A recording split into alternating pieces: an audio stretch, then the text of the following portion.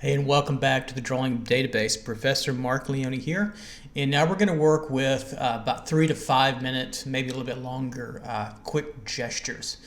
And so we'll do about, 30 or 40 here, about 3 hours worth. So you have lots of poses to work with. So now working with armature gesture here, getting the oval symbol for the head coming in. Working with some clothed models, and we'll work with some semi-nude models and then full nude as we go along. Some of the models that are clothed or semi-nude are our current students, and of course conflict of interest would not dictate us having them nude. Of course, that would be a total conflict. And then others we have nude. So now just getting a feel for the flow and movement, the rhythm, C curves and S curves, and getting the axis areas lined up for the leg, using horizontal and vertical alignment, scale and proportion.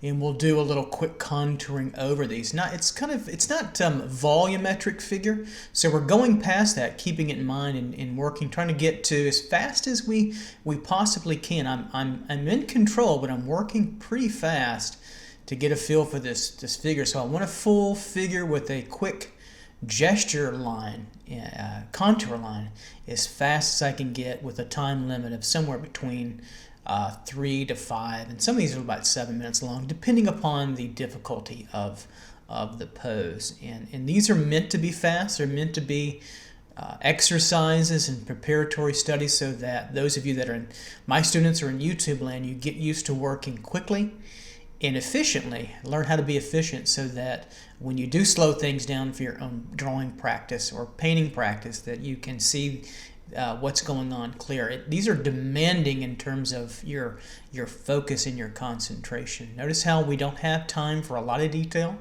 We have time for rhythm and movement, scale, proportion, also composing.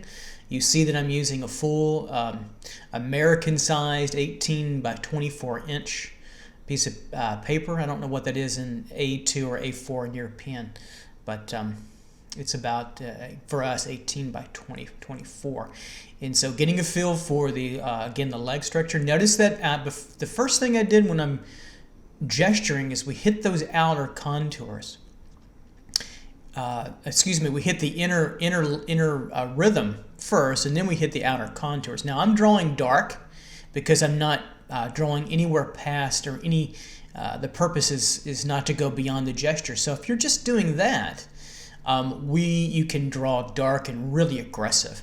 If you're building up a drawing for a delicate drawing, you want to keep your value tone in your line very, very light, very whisper light. So that's a secondary kind of thing I tell my students here at the university. But you can, those of you that are away, or alumni, or you are in YouTube land, keep that in mind.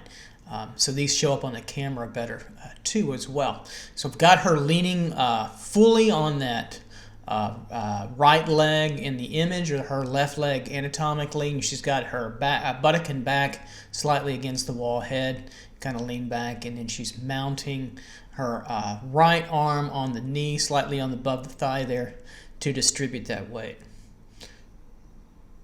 So you want to be quick and efficient with gesture. I can't emphasize how important it is to be very, very quick there. We've got our next pose here with our model Oksana. We'll have Stephen and Brevin later.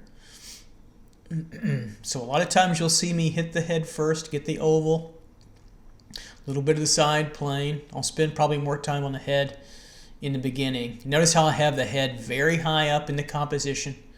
I find that beginning students in figure drawing, the difficulty of composing can be more mastered if I can get you to, when you're composing in a rectangle or square space, to fill that space up as fully as you can within the composition. Put her head, in this case, very high up and onto the picture plane. So I came down with the axis line or design line through the rib cage to the buttock, back over to the raised foot, finding the joint where the joint changes. Now I'm coming down the lower leg.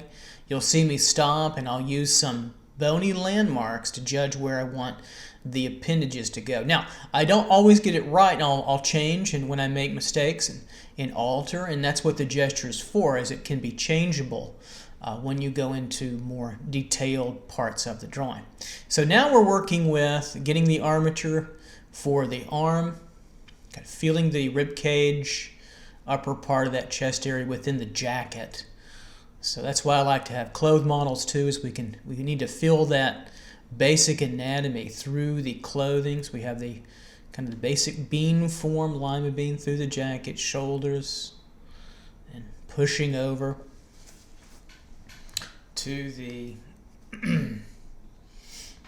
down to the arm again, feeling that over to the hands. It's actually a little bit easier, quicker to draw gestures with clothing on. You can bypass some of the detail of the female breast forms, take a little bit more time. Obviously, rib cage and getting those things out.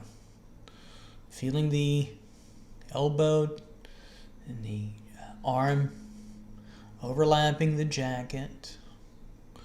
Feeling the oval of the hand. It's a decent symbol to have for the hand in the beginning. Animators use that too. Feeling that. One hand is lower than the other. And then I just get with the fingers very quick symbols and gestures for, for the hand. We don't want to get bogged down there. And feeling up to the knee there, under the buttock. Feeling the egg form of the calf and down through the jeans, which are pretty tight, so it's almost like anatomically the leg there. I think she's got skinny jeans on, so it looks like they're working pretty well. And so we've got the shoe coming down, kind of a larger triangular wedge, kind of a boot. Emphasize that nice full size. Keep this moving. You don't have time to think. I always find out the more I think, the more I flub up a little bit. I think I spent about 2 sessions on these, and I think I flubbed up about 2 or 3, so I didn't put those on screen. They weren't good enough to put on screen, so I'll flub it. Don't worry about flubbing up. This is a great warm-up exercise for your sessions for longer poses, and so it's not really about making it perfect, although these can be lovely on their own, and I love gesture. It's very demanding. So we get the back wall there. Give some background information. Notice I'm just getting the gesture of the marks. Next pose here. Sometimes I'll feel we're getting from the head. Secondarily, get to the arm because it's higher than her head. So I make sure that the arm is the highest part, or the hand and arm, highest part. And moving down the armature from the buttock to the knee, finding that joint, the foot turned up. Just kind of we call that the canoe, rowing the boat pose. Here. She's got her back foot settled in on the toe there to support her weight on that little kind of a gardening bench. I didn't even know what that was until one of our regular older adult models we've had for years, Nude model Julia, told me that was actually a gardening bench. I didn't know what that was for years. For 10, 12 years we've used that. I didn't know what that was. Now I'm just getting feel for the gesture of the arm. Since it's puffy, it's a little bit easier for him to see. So it's kind of a value there. So I'm working through there. And getting the hand down, the pole coming down a little bit. Now I tilt her back a little bit. I tend to draw when I'm gesturing a little bit, sometimes more dynamic than what I see. I actually like it better, and I'm okay dealing with that. It's a little change from what she's giving us, and I pull her back a little bit. I think it's a little bit more dramatic drawing because of that. You don't have to do that, but just notice that I am doing that, so I think that's going to help. I'm just using quick symbols for the nose. I'm finding the eye line and nose line. We don't have time for much else. We want to get this into 3.5 to 5 minute range, and you could put tone on here if you wanted to. I don't on this series just to keep it a little bit more simple, but we can. Symbols for the hands. We want to keep that flow moving. Coming down the leg here, over and around the buttock. It's kind of a two-dimensional form here because of this silhouetting. We get the lower buttock sitting down, and the hamstring comes up to the knee, to the jeans, get a fold, and then over to now the leg there. We're going to find that knee further, kneecap to jean area. And moving down the leg into the boot. It's basically a wedge triangle. That's plenty enough to just to suggest that as we come over now. Feeling the curve over. Getting a little bit of that platform involved and through. Just getting the feeling of that. Coming across with a line to get the bottom established. In the back of it, we want to get that back leg more silhouetted. Getting the triangle. Sometimes you'll get silhouettes here of the legs, and it just makes it flatter and easier. See how I've got her leaned back a little bit? I actually like that for the design of the drawing a little bit better. And just give a little bit of tone to that back leg to push it back a little bit. And that little bit of the shoulder there. You could go on further if you wanted and do more tone on that as well, but that's just getting a feeling for the sockets.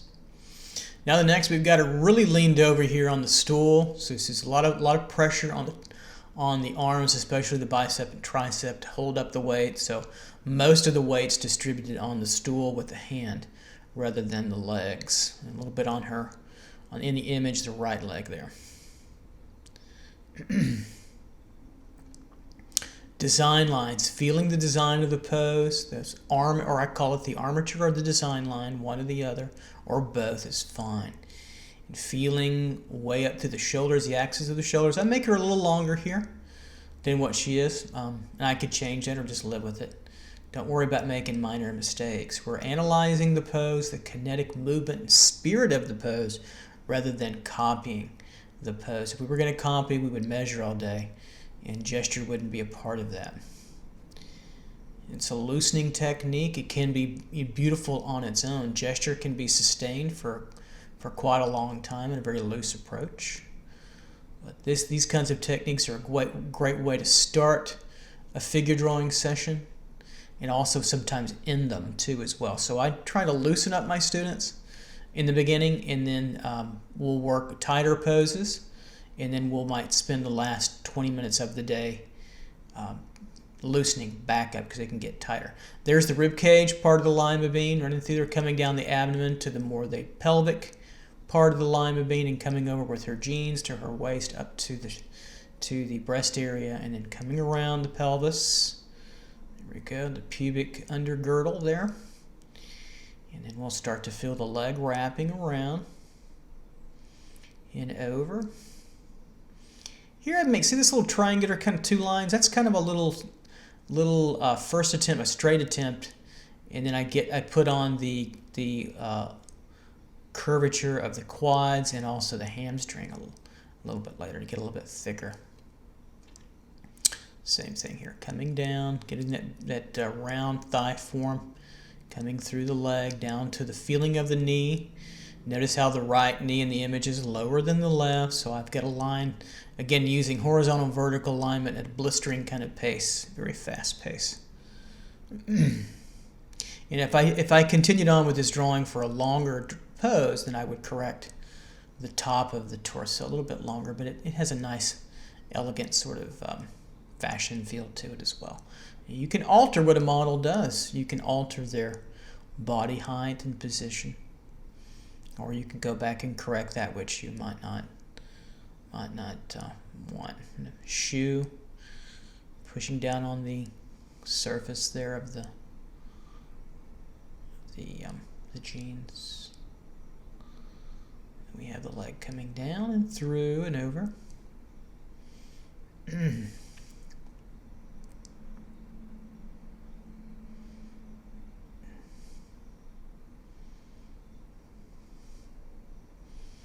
And start to make her look a little like an avatar figure, pretty long, it's really elongated.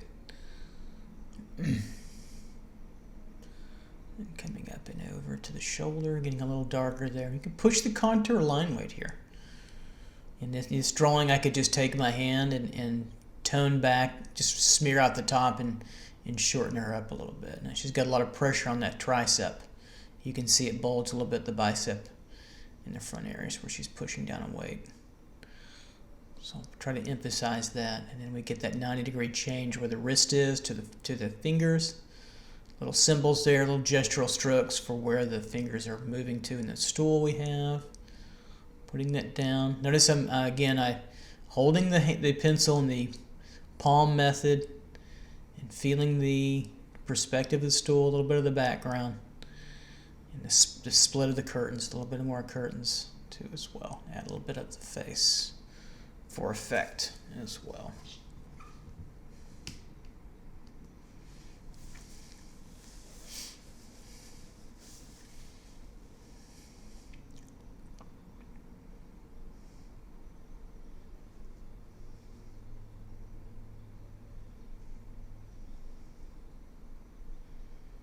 Just to separate a little bit of the flow of the hair off of the model's face here. Next pose here, a lovely pose here, very elegant. As we come down the long design line from the head all the way through upper left, down to the lower right, through the energy of the shoe there. So we'll get generally the oval of the head. Notice how high up I put it. I give a little space there for, again, of course, for the arm to come up and not be completely cropped out, coming over, feeling the axis of the shoulder line, and feeling the design line for the center of the chest to the sternum, feeling a little bit of the abdomen, and then feeling the hips a little bit, their width, the upper leg, feeling that joint coming down and through. It's almost at 90 degrees. She comes over to the other knee, which is a little further out, or about even with the other knee, and then down to the leg. Working really fast, I can barely keep up my narration. And then she's resting all of her weight on that arm there, and it's foreshortened. Foreshortening and gesture don't work well, so we just get the width. Coming into the shoulder. And we'll hit the pectoral a little bit, feeling the width as I make those rounded marks. I want to work one side to the other. You never want to come down the side of a contour of the model and stay there too long. You want to think about what's going on the other side, so you can feel the form together. There's the center line to feel the pelvic notch there where the pelvis ends, and then we feel the fullness of the hip and buttock sitting on the ground, and then we get the crease where the leg starts. Feeling a little straight fullness, and then we'll add on a little bit later the curvature of the thigh into the top and lower thigh. Feeling that form, egg form of the model. The calf, I mean. The model's not an egg form. She's human form. Duh, there we go. All right, so we've got the calf there over to the foot. Really get that energy moving out through the space. Get a little bit of her foot showing through. Now I'll get a line with the breasts. Bottom of the breasts are, and it's usually aligned with the shoulder. Get the unitard top to add to that. Feel the breast forms. The breast forms are spherical. Now you have a top and sides and bottoms. You can see where her sternum starts to stretch and pull the rib cage, and also the cartilage through there and muscle. Feeling the shoulder. Deltoid, a little bit of the armpit, which is part of the pectoral to the lat behind it, and then the bicep comes out of it. So I start sometimes from the elbow and work my way back down, bicep a little bit flexed. We'll hit the flow of the hair coming down. Probably should have had her in a hair bun for some of that, but it's okay. It's really nice here. My wife loves her hair. And my wife knows hair because she has beautiful hair herself. There we go. So we've got the lower tricep coming in. We want to feel that volume. It's not a volumetric figure anymore. It's a little bit more advanced than that. We're thinking volumetrically. We're sketching out a very quick gesture contour with using design line, armature lines, lima bean, and then quick contouring. very quick. There is some line weight value change that we want to get into. And if I was giving myself a more time here, then we would get more into that as well. Line weight changes.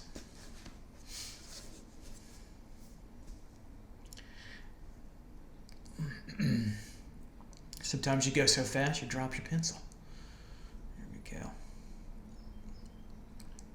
And then the foreshortening of that forearm makes a pretty good egg form coming right at us with the arm slightly down. Then I feel where the knuckles are, get a little gesture for the thumb, and then just to feel a volumetric gesture quickly for the fingers. I start using those little triangle type marks. I got those techniques from Pontormo's, some of his figures there, and you get a little bit of the atmosphere of where the model is located. Don't forget that too as well. Make it a full composition in that 3 to 5, that 5 minutes. So this is a beautiful pose here. We've got our camera a little bit lower, so it's as if we're sitting down in our drawing chair. So notice how her eye line, nose, and mouth line are tilted as we're looking up somewhat. And she's got her back arched a little bit so the chest comes forward, and the chest and abdomen come forward, and the pelvis starts to come back away from us and downward there.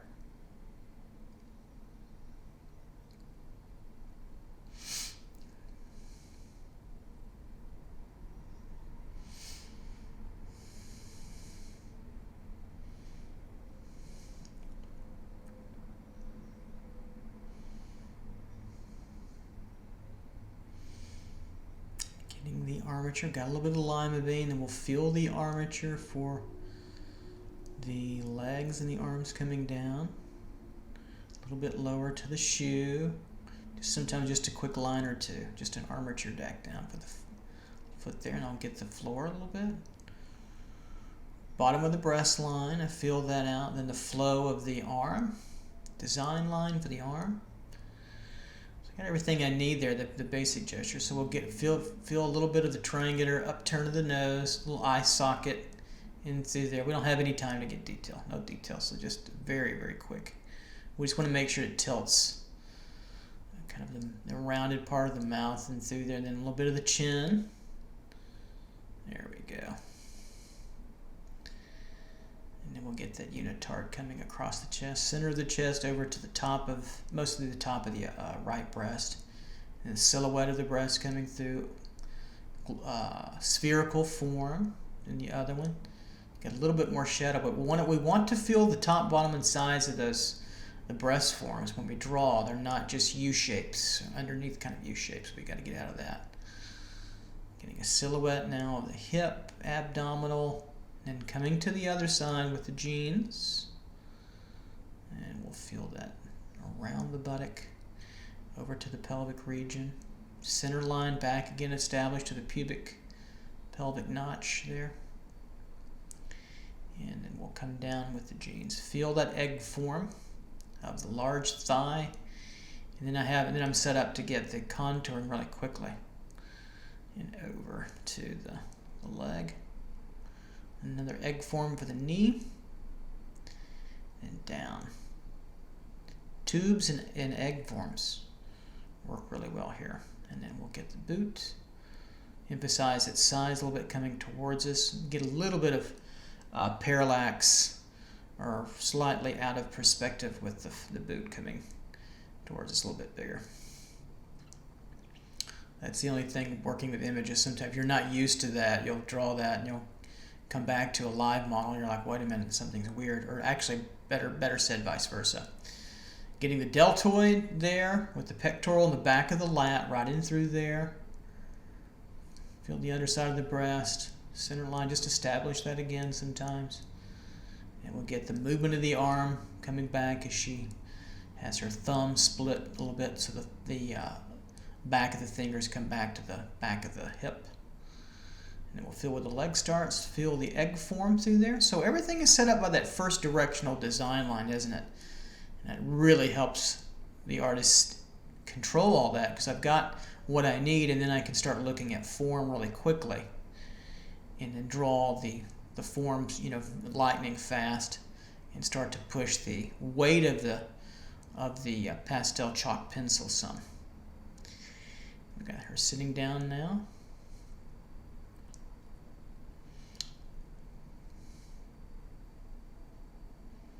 Get that. Yeah. See, I can take that and just like, okay, I want to redo that. I don't need to erase it. Just smudge my finger a little bit to get really quickly the boot around. There we go, a little bit better. Set that down a little bit. It's all about the quick symbols that you need for drawing.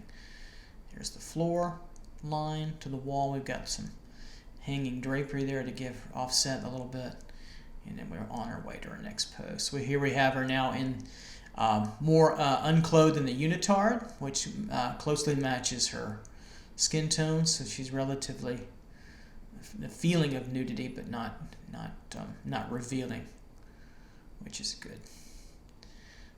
So notice I started with the middle section and I'm working my way up. Sometimes I'll do that, but I'm always have an eye on where that head is. I need to get that head pretty early, and there it comes right in through there. So that's going to probably crop off a little bit of the arm in the hand, which is totally fine.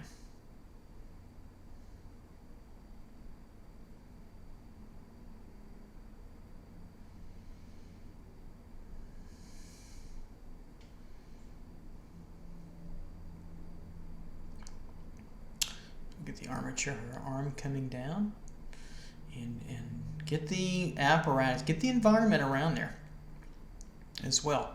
Obviously gesturally, no time for detail. But what we want to get is a full sense of the model, the pose, the kinetic spirit, and quickly establish some contour gesture. Feeling the neck coming down. That neck ends at the sternum in the front. Feeling a slight plane of the face, a little bit of the rounded mouth turning there. A little gesture of the arm coming up, and that'll be cropped out. Then we're going to feel the back of the rib cage and the lat there. Coming around, we want to come around. See how I come around the top, come around the bottom. Feel that barrel-like chest. You notice how the shoulders are tilted high left, low right. Same thing with the breast forms. And we'll feel the hip on this side, and we'll come around all the way through to where the pelvic notch is there, into the pubic region and over. Down and through center line, feel the belly a little bit, and then over.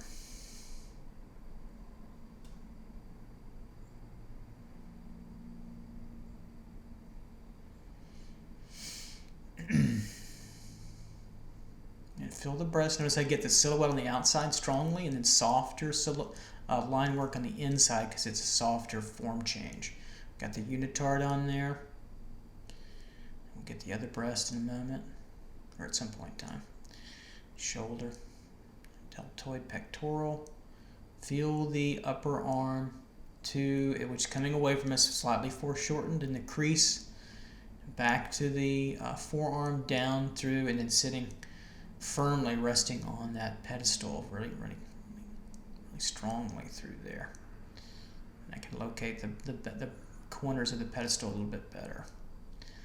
Here we go. And coming down a little bit to feel that through. And we'll come back and work up to the shoulder. Arm over. Clean up her head just a little. Her hair. I can fill that space in a little bit, just very quickly, just to separate it further. Here we get the other breast coming over. Hanging on top of the pectoral, and gravity's pulling those down somewhat. See, I feel the roundness of that when you're drawing, full roundness.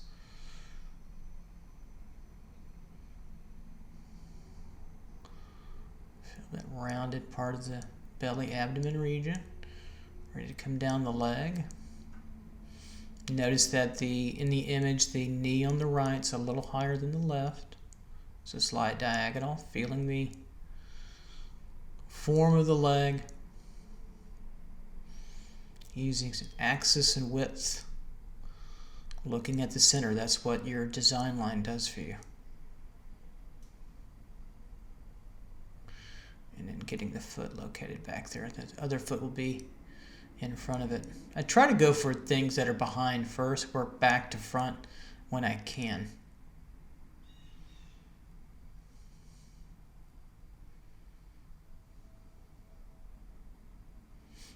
And get pulling that knee downward, a little bit lower with that patella, but the knees are really about even. Now we'll pull that calf in front of the other leg there, down to the malleoli of the ankles and onto the foot.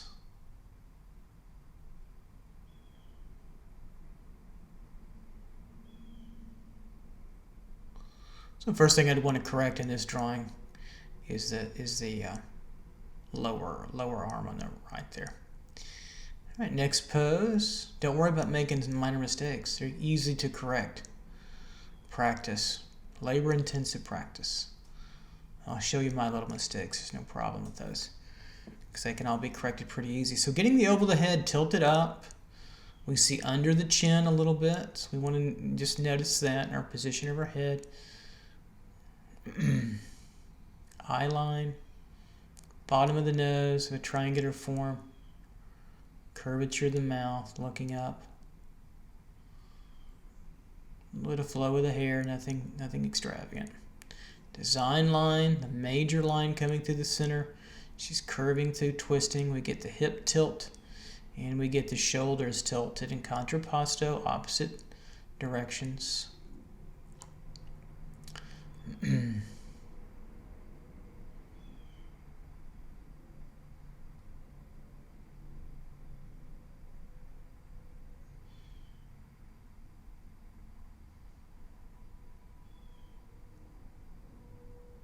Feeling the bulk of the abdomen in the pelvic regions.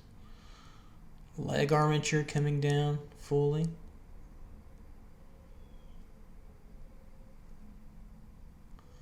Back of the leg twisting forward.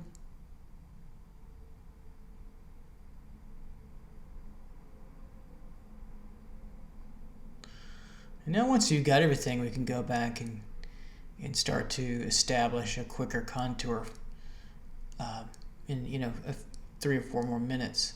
Approach this. So we're using the shoulder, which is stretched across and over to the hand.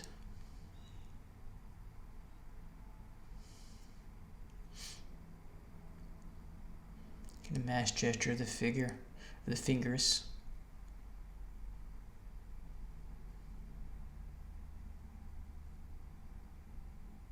Feeling the breast squeeze now as the lima bean squeezes into contracting on the right side. Get the unitard a little bit as it moves. Direction of the shoulders and up and over. And then expanding on the left side here. Feeling the end of the rib cage.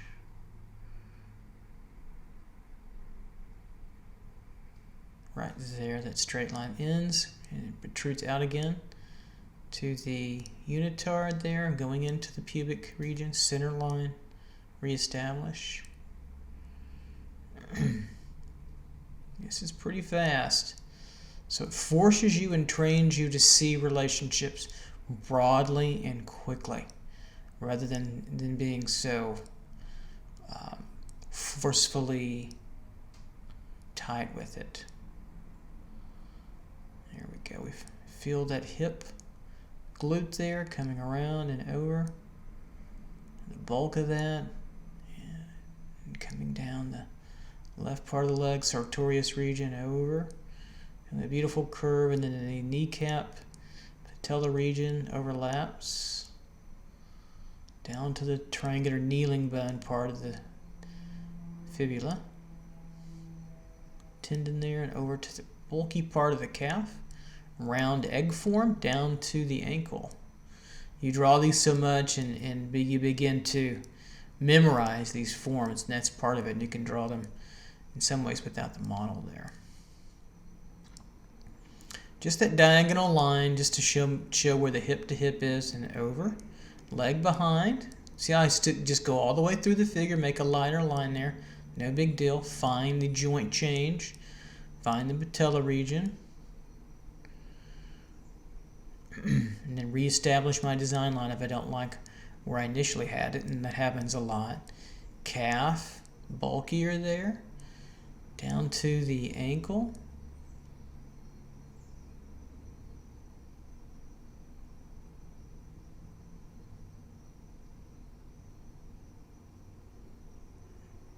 Finding the arch of the foot.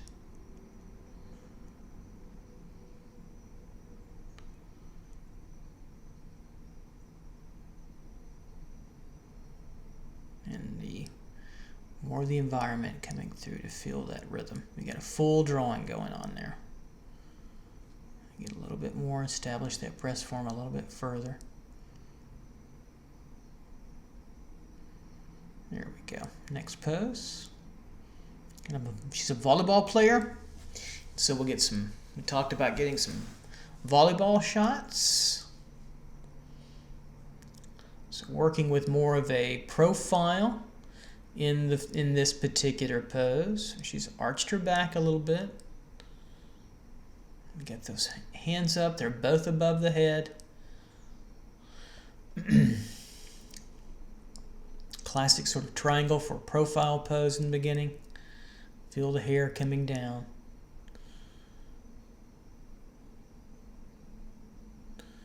Feeling the breast form there on the lima bean. Remember the lima beans, the rib cage, the abdomen and the pelvic region, all three. Feeling the back of it. And coming down the abdomen. Slender there, and then down to the belly. Probably end up at the pelvic region.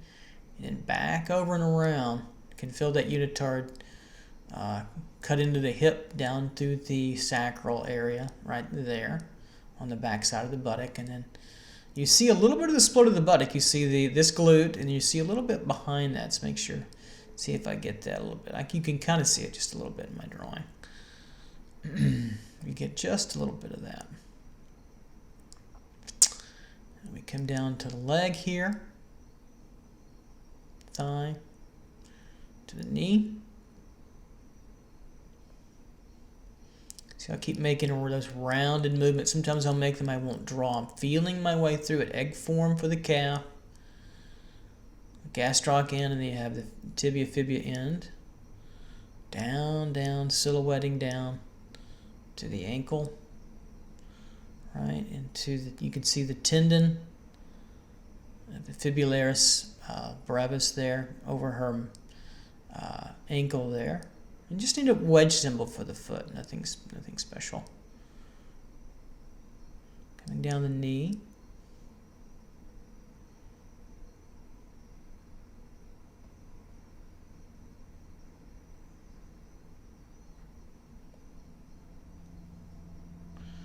This foot's going to wind up a little in front of her foot, a little bit longer there. Let's see how I make that diagonal line to show where the bottom of that front foot is, and then where I want to feel the back of that foot coming through. And then we have the floor, and then I can start to tighten up the head and make it a little bit more realistic. Round out cranium in the nose here, hair, jawline, neck coming down behind the arm, the sternum deltoid there.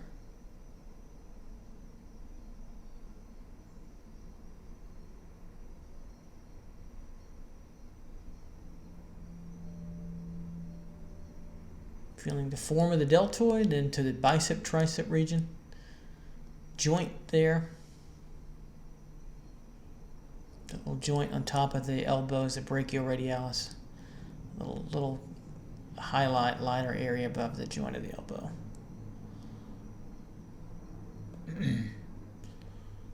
Grabbing the unitard to give that some purpose now. And on to the next one here. So I tried to time myself on most of these. So now we have another volleyball pose, but a little bit behind her with the more exposure to the buttock, the glutes there.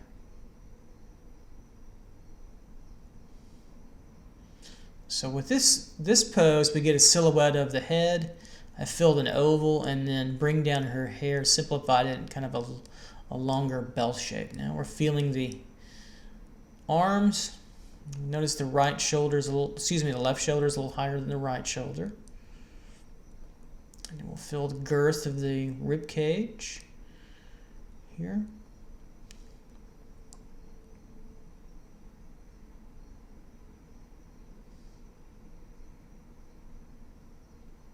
And through the leotard, and I'll get the width of the buttocks. Keep the design line going to pick up the leg, back in through here, and a little bit of the other leg. So going a little bit deeper, we crop in a little bit, which is fine. Feel the leotard top, that barrel curve around her body.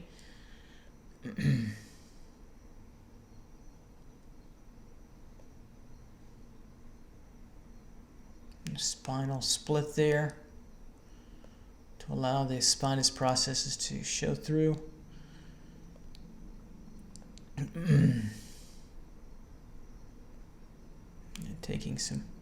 Going quickly, but taking some time to get that back, and then dive in to the obliques and outward at the lower end of the oblique.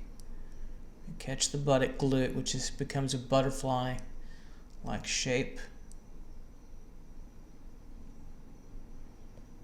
Lower glute there as it splits apart.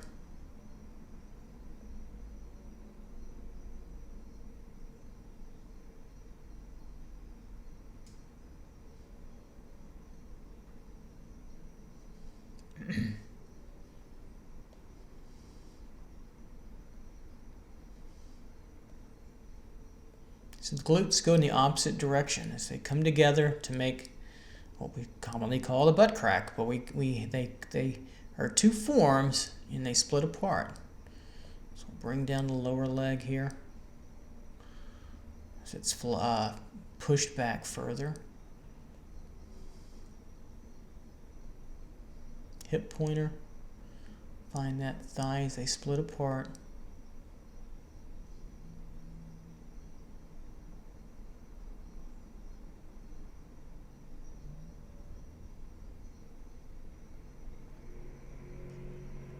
Get this leg coming through there.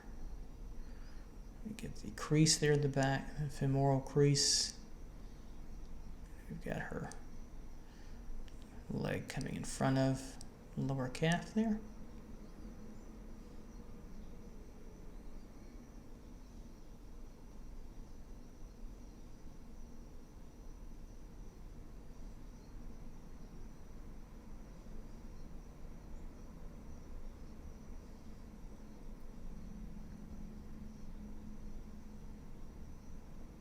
Egg form of the shoulder.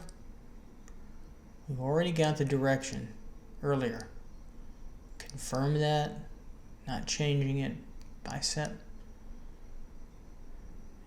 Elbow there. And we're going to work the forearm on top.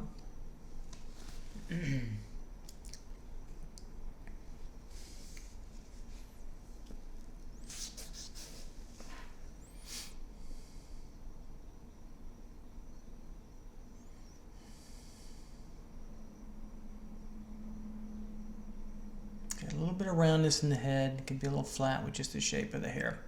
On to the next one here. We'll go on now to Stephen. We'll move on to our next model, Stephen, who's another former student of ours. Wonderful, wonderful young man. I've had the opportunity to travel with him into Spain for study abroad. He's a pure joy to teach.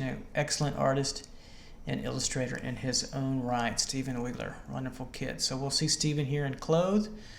Modeling, and then we'll see him in an undergarment a little bit later. So if you don't have access to nude models, clothing models work just as well.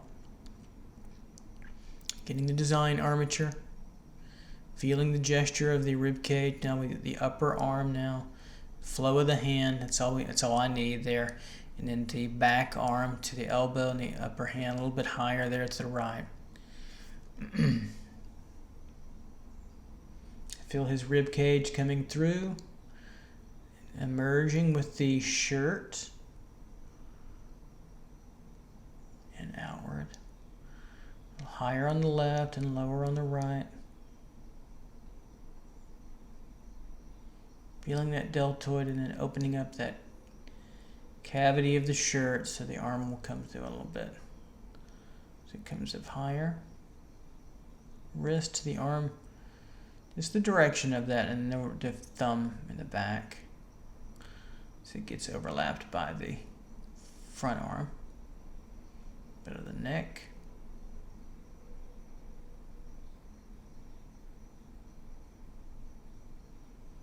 To the elbow here.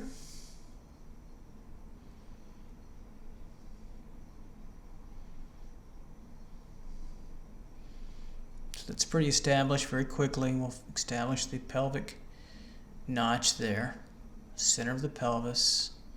Establish the thigh and the jeans, the egg form. We've already got the location of the gesture, and getting a little bit of the folds in there too as well. So very painterly and flowy at this point in time. The jeans ending with the foot coming down. And then legs spread pretty wide. We'll get this thigh there. Getting the silhouette around it. Notice that the line weight is not the same. It's not harsh. It's varied, and it has a painterly stroking to it, which is important to keep the stiffness away from your gestures. We want to take that stiffness away.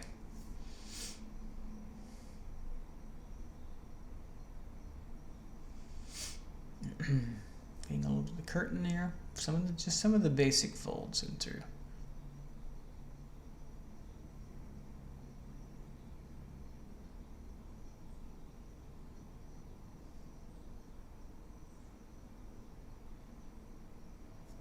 Next pose, kind of an active, sort of superhero pose, if you will.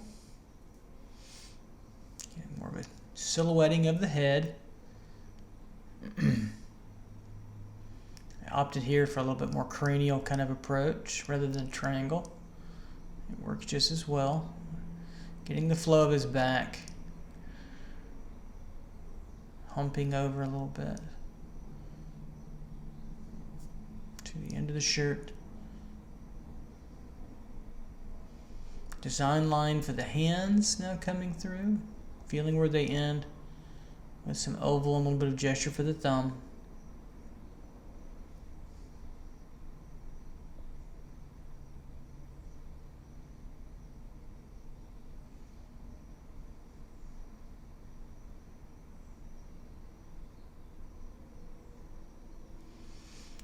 Look at the relationship of the knees. Well, far left one higher than the right one. Getting that flow coming down. Design line to the foot. Feeling where the other foot is by getting one foot and locating the other slightly above in the composition.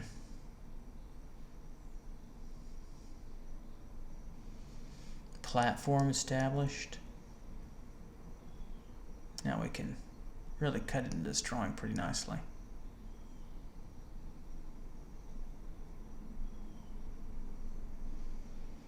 Knee keeps its more profile direction into the leg.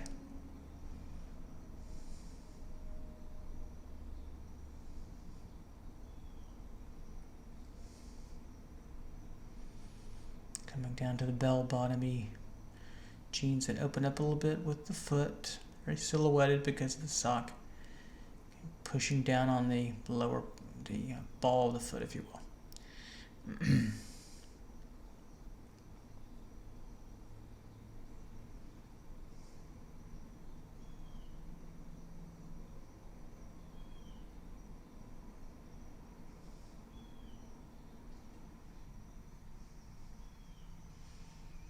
Pretty much getting the triangular wedge for the foot. Kind of have it. It's pretty easy in silhouetting, especially in gesture. Just a little bit of the indication of the nose, the hair, side plane of the head. We'll tighten up the shirt now a little bit.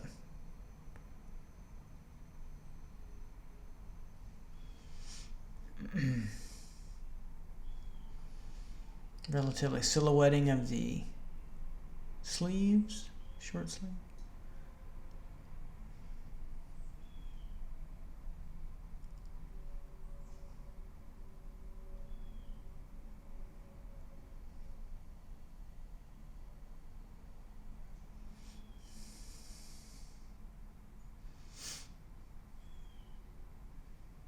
And the drapery gives a clear indication of where he's at in that quick study. We want to get all of it together. Here's another dynamic pose. We really had him stretch, to really reach out, to push our students. And quite frankly, with gesture, the more dynamic they are, the better, the more easier you can start to see that movement, and you'll start to pick up subtleties later.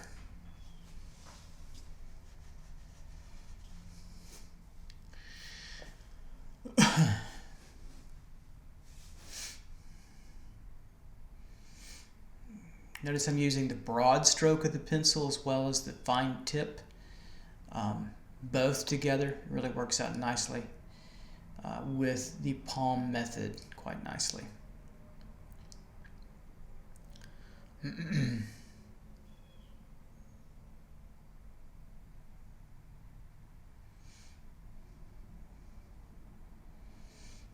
To sharpen a little bit, to come back. There we go. And bringing the design line of the leg down to the cuff of the jeans there.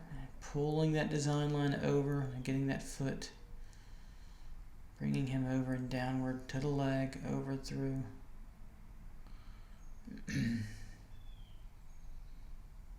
Hair a little bit.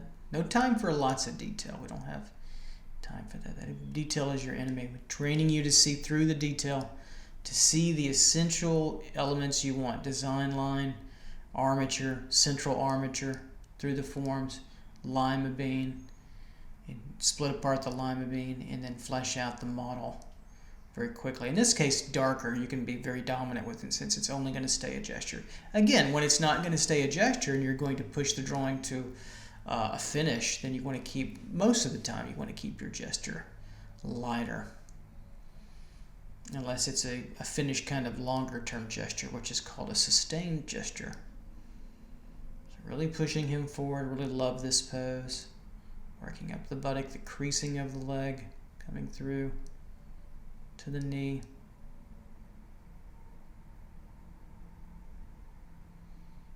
Back up to the hamstring and over to the buttock of the jeans.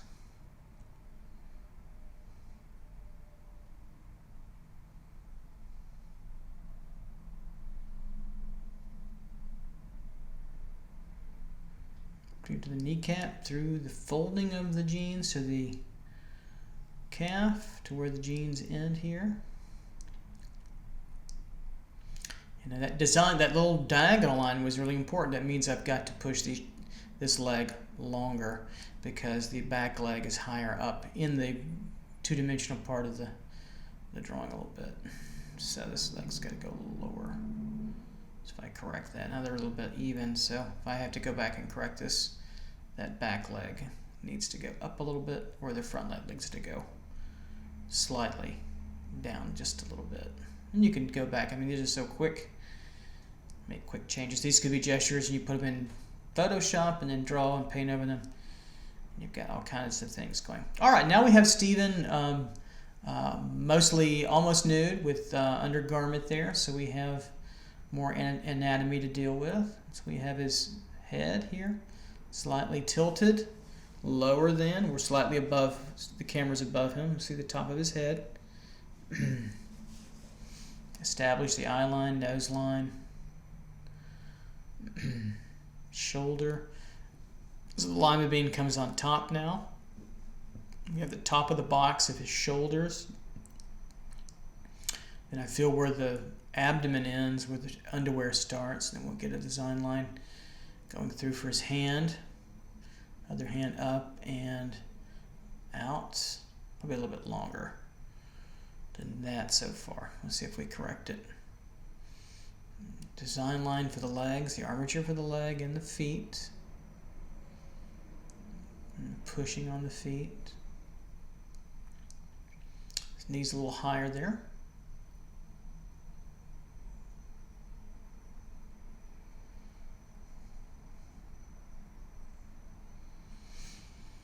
Let's feel the girth, the pelvic girdle area.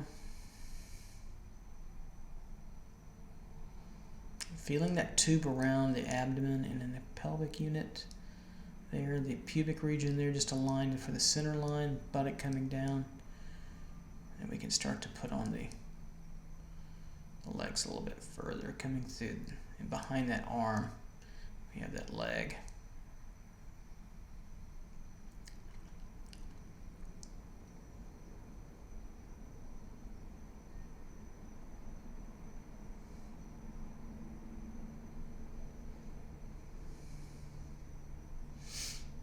Full calf pose there, a little separation of the gastrocnemius from the tibia there. Classic sort of triangular wedge for the foot. Lower knee here.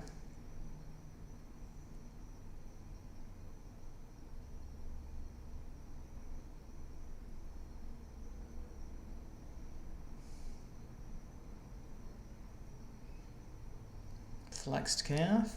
Push back a little.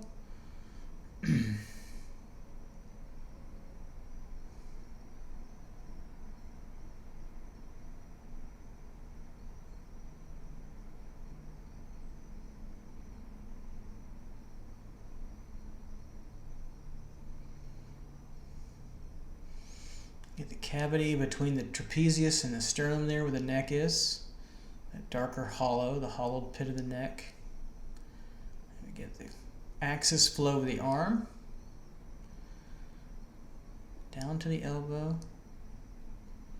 Now we can work up to the deltoid there.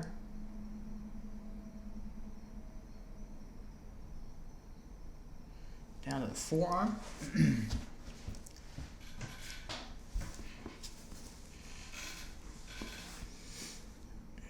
And coming through and over.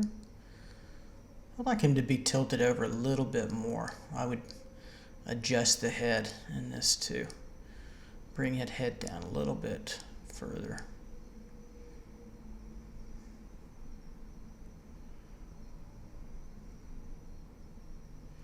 Establishing some of the boundaries very quickly. It's not a bad gesture, but I'd like to bring his head down and really have his shoulders come up. So I think the head could go lower to get him a little bit downward. It's kind of like a warrior pose, I suppose.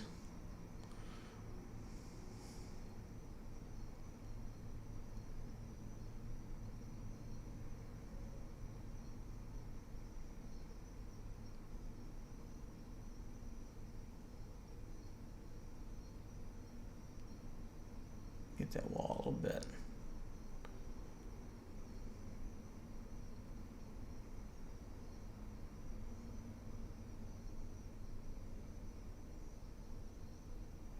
Just kind of clear up the head, let it separate a little bit. You try to want to keep some separation with the gesture too as well. Maybe a little bit of tone there on the side just to help out a little bit.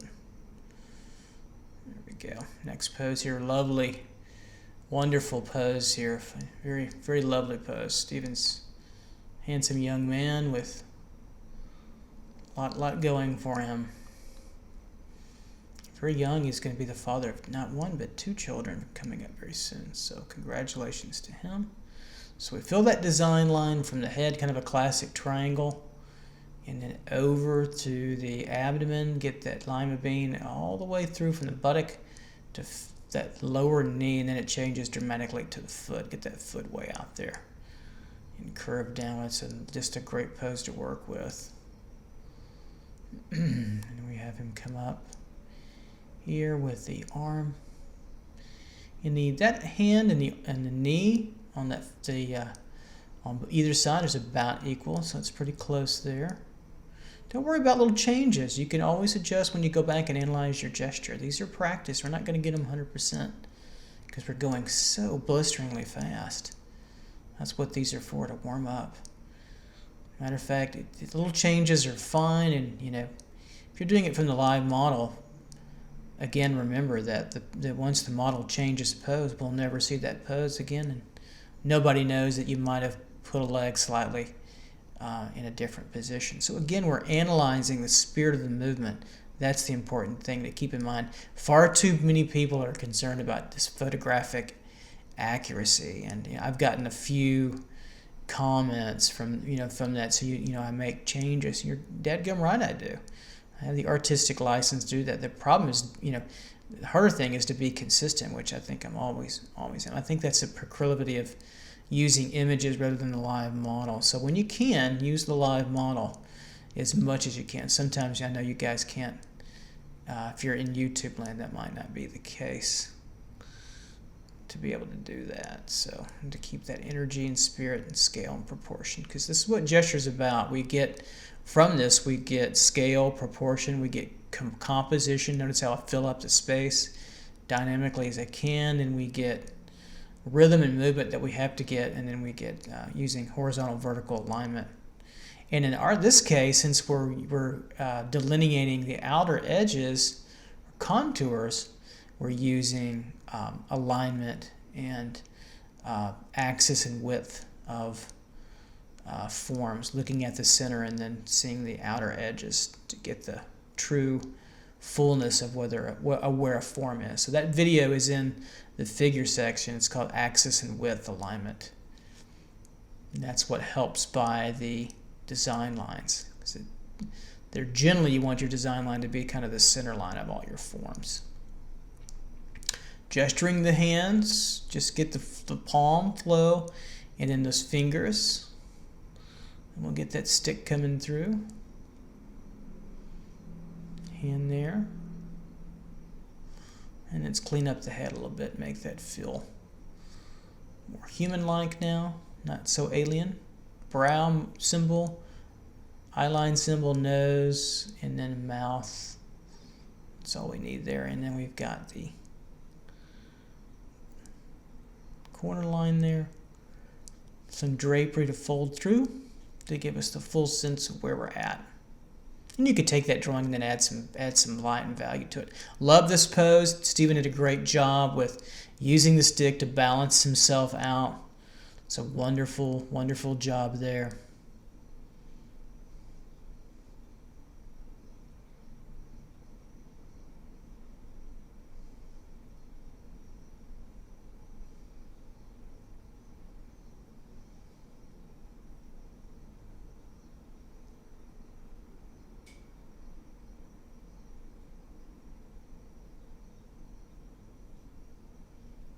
Get a little bit of the mouth there. Got a little line there in the middle of the head that's a side plane of where his hair ends. To get that side plane, it helps that oval give some three-dimensionality to it. Finding the shoulders to help me with the lima bean. I've already got the design line. Feeling the fullness of the rib cage down. Center of the rib cage there. Feeling the rib cage part of it out and over to the obliques of the lima bean. And then down, we'll start to go down to find the pubic bottom there, over across the buttock to the kind of the pelvic region, and we'll put on the fullness of the buttock here in a moment. Here we go. Stephen, give some more anecdotes about Stephen. When he was a student here, illustration, drawing and painting guy, but did illustrations, and he and his fiance, then now his wife, lovely wife Sarah, they would come in our drawing studio and they would photograph different model poses for his illustrations, which at that time were on one level about the contrast and scale between very small, kind of Lilliputian people. And so he would use chairs and benches and then fill them in his illustrations with these scale changes with brushes that were 10 times the size of human scale. So he already had a good sense of what he could do as a model. I think artists can make really great figure models. Dancers do generally. Artists sometimes have to be shown a little bit and they realize, okay, that translates from my physical pose into my drawing, and then it turns out, I picked some really good. All three of these models were just super kids, super excellent. Really appreciate them. Getting that foot a little bit through here. Gesturing over now, finding the lower limb of the knee and feeling the contouring volume. We just don't have a lot of time, so we got to get to it in work, sketch, gesture, contour balance of line weight distribution, all at the speed of light. Got foreshortened calf a little bit. Notice how the knee, patella, and the tendon come in front of the bulk of the calf. That overlap's important. Then we get that leg coming down. to the foot that's flexed or bent because of the weight distribution. It's a lovely pose. I get the floor a little bit through there. I'm going to get that platform in there. So where we see the model, where we give him some kind of environment, so they're not just floating in space in a sea. And coming up, finding the center line again, filling the hand over. Now we're working in front of the rib cage. To get those hands, I like to work gently back to front. What do I mean by that? I mean that when there's overlap, it adds complexity to the gesture. We'll feel those forms behind something in front first. Get those established a little bit lighter, and so that when we establish something in front like a shoulder and elbow, we can go deeper and darker.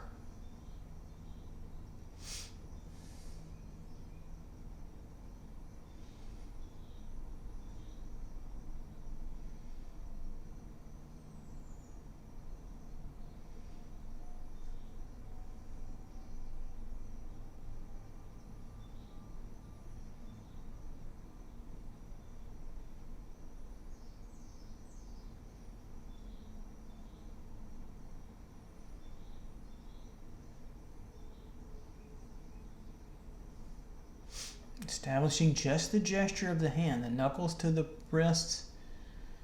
Get that ulnar P in there, out, flow to the hand, and up. That's all we can get in there. Side plane of the head, establish further. Give a little bit of shadow just to make him separate a little bit. All right, on to the next one. They come quick, don't they? Now we have the Stephen on a stool. Here, Mr. Wheeler on a stool coming down. Nice pose here, the leg extended outward. So I notice I found the design line and then the oval, slight quick oval for the pelvic region. And I'll bring them together to find that head. Spend a little time with the brow, eye line, nose symbol to the mouth, and get the chin in there. Axis of the shoulder, higher a little bit on the right and the left, and we'll feel that rib cage, the fullness of that form. Oval, belly, pelvic region down to the bottom of the pelvic area and through. And lima bean girdle, if you will. That bottom's lines, right, that diagonal there on the chest was the bottom of the pectoral, the nipple area. And we get the elbow outward to the hand, and then we're judging the elbow a little bit lower on the left and the right, and get the hand up to the mouth, kind of a thinking pose. A very fluid kind of gestural armature. You know, it's not stiff, it's alive. It's an alive kind of armature. So it needs line weight variation. Definitely want to keep that light in any kind of drawing you're doing with gesture. And then we see the patella coming down, this lower leg. Outer part of the condyles of the tibia-fibia femur region. I mark the condyle tilt, high on the inside, low on the outside. And now I'm ready to bring down the calf muscle. See how that works? There's my center. I can work my calf over that, higher, lower on the medial side, higher on the lateral side, and through.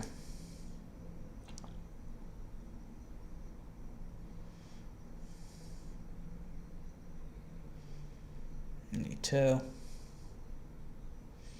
And then filling in that wedge of the foot. Now we come to the more silhouetted foot. Not silhouetted, but profile foot, excuse me. A little bit easier to draw, especially when you're going really, really fast. Again, what gesture does is it challenges you to think fast and think as accurately as you can fast, to loosen you up and get away from stiff gesture. So even if you're a hyper photorealist, it's a great exercise for you to get out of stiff kind of quality.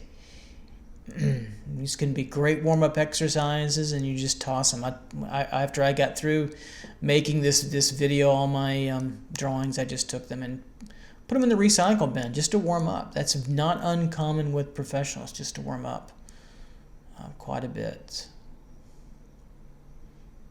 Frank Auerbach British painter who's passed away now, famous gestural figurative painter, would do that as a warm-up in his central London studio, I believe, and spend the morning out sketching outside the studio and working very gesturally, roughly, abstractly, and then once he was done warming up, those would all be just tossed out. I mean, he was pretty famous. Those probably could have been sold for a number of dollars, but the artist has the right to hide whatever practice they want, and I think that's totally okay.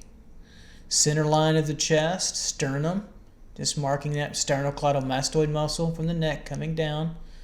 These are things that are not clearly established on the image, but I establish them because I know them. That makes the drawing better. Chest over, across the pectoral, the ending of the pectoral there. Okay, belly region, it's squashed a little bit because of gravity, pushing him down. There we go. Getting that through. Over with the top of the underwear shorts line there. Oblique on the side. Now we're going to work looks like to work the arm on top of that. Bring up the clavicle up. Deltoid oval. Be careful not to make those too circular. I see a lot of that. They're more of an egg form. Down through the elbow. Overlap the forearm with the egg form. And coming down to put that arm right on top of and aligned to the hand. Getting close to finishing this one out.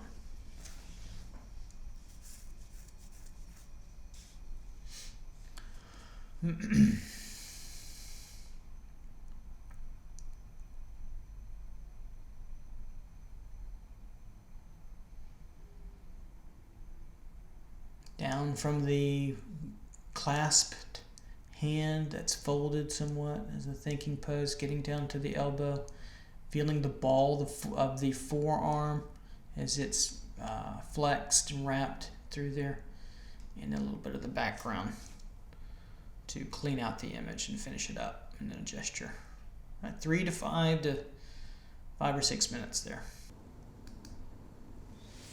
All right, here we have our next pose, kind of a Sleepy Stephen pose here, kind of leaning against a wall. So first thing is to get that long design line from the head region down through the leg, down to the knee and the closer leg, all the way down to that foot, and then start to capture the rest of the pose. Kind of a triangular pose if you consider his head and his outer foot to the stool edge on the far right, kind of a triangular form. That's what I think of it to compose that. So I teach my students at school here at NKU and then also on YouTube land is to what's that bigger shape that the figure can fit on the page, and so use the entire page. It's probably one of the harder things that I have to do to teach my students is to compose the figure and get that figure on a full sheet, a full surface. That's probably one of the harder things to do with gesture, and you kind of know what's happening in the first 5-10 minutes of it. So if you've got a good composition going, really, actually a lot earlier than that, probably actually more like a minute 30 seconds. Kind of misspoke there. All right, so working down the form, down the figure, marking the knee. You see that kind of diagonal line I mark the knee with? It's really from the patella to the back of the knee. See how it's tilted at an angle. So sometimes I'll do these little angular lines, and every artist has got a little different style. My gesture technique, I lean on one of my favorite instructors and professors with his technique. It's probably one of the most beautiful gesture techniques you'll ever see. Is Harry Carmian. I think he's still alive. I know he's in his early to mid 90s in Santa Barbara now. And he taught me when I was at Art Center in the mid to late 90s, right before he retired, luckily. And if you've never seen his work, his figurative drawings especially, they are bar none. And especially the gesture technique of getting these. This is where we learn armature and then the quick contour on top of that.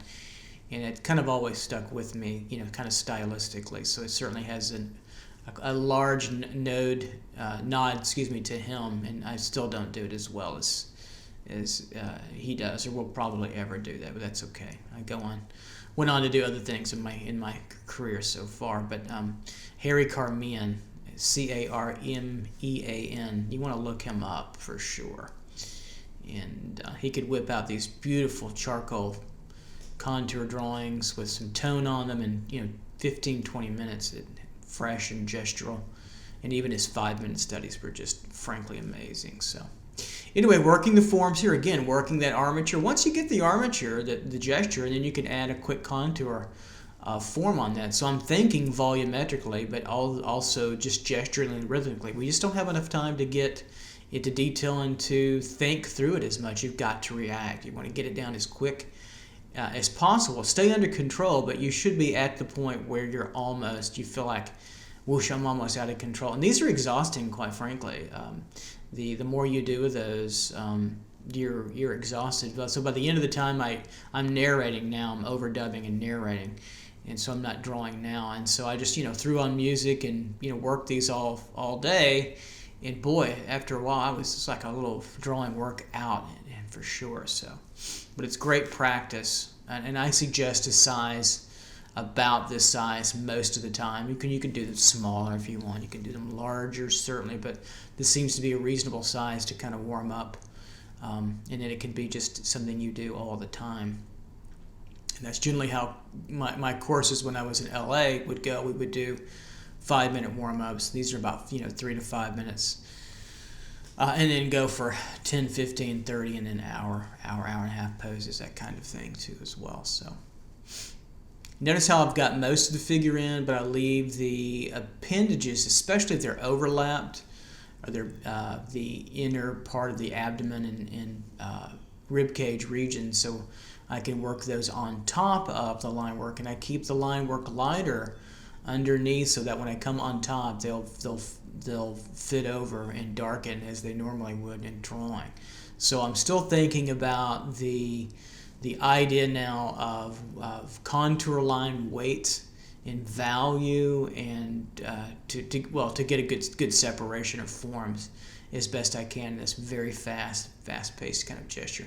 There's the 30-second gesture that I teach, the 1 minute, and that's about the armature and the lima bean, and then there's these that are 5 or so minutes, and it's the armature and contour gesture, a little bit more sustained. We've got to stay away from stiffness, just major kind of hard-edged outlining that looks kind of like a coloring book. We've got to keep it lively and moving. No matter what kind of style you're working with, the better gestures are going to have that kind of quality. But I'm barely looking. When I look at the image, I take a quick look, and then I draw. And it's almost you memorize these forms so well. You see the look, and you can kind of start to work out of your imagination a little bit too.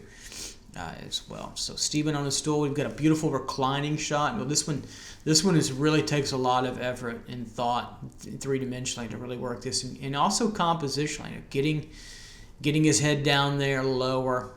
I place the image at the top there where we'll get the entire drawing in, and locating the head, that long design line that I've got him structured, flowing through. I felt a little bit of the volumetric head a little bit to get the side plane, the front plane, but that long design line gives me the opening gambit for my compositional placement or arrangement of the form on the page to get me the major groupings of the form in the entire page, but also fill the page up aesthetically to make the composition really more dynamic with positive-negative space interaction. So that's what we're here for. So think of the rib cage as an oval form, and then sort of slightly a box, and then working down the lower part of the lima bean to the pelvic unit area, kind of a boxy oval form, and then that leg is a cylinder coming towards us, and almost really towards us. So you don't get a lot of gesture with that, so you've got to get those outlines of the forms. And then get a little bit of the foot, kind of a triangular wedge, a little bit of line and foreshortening coming from the kneecap to the toe.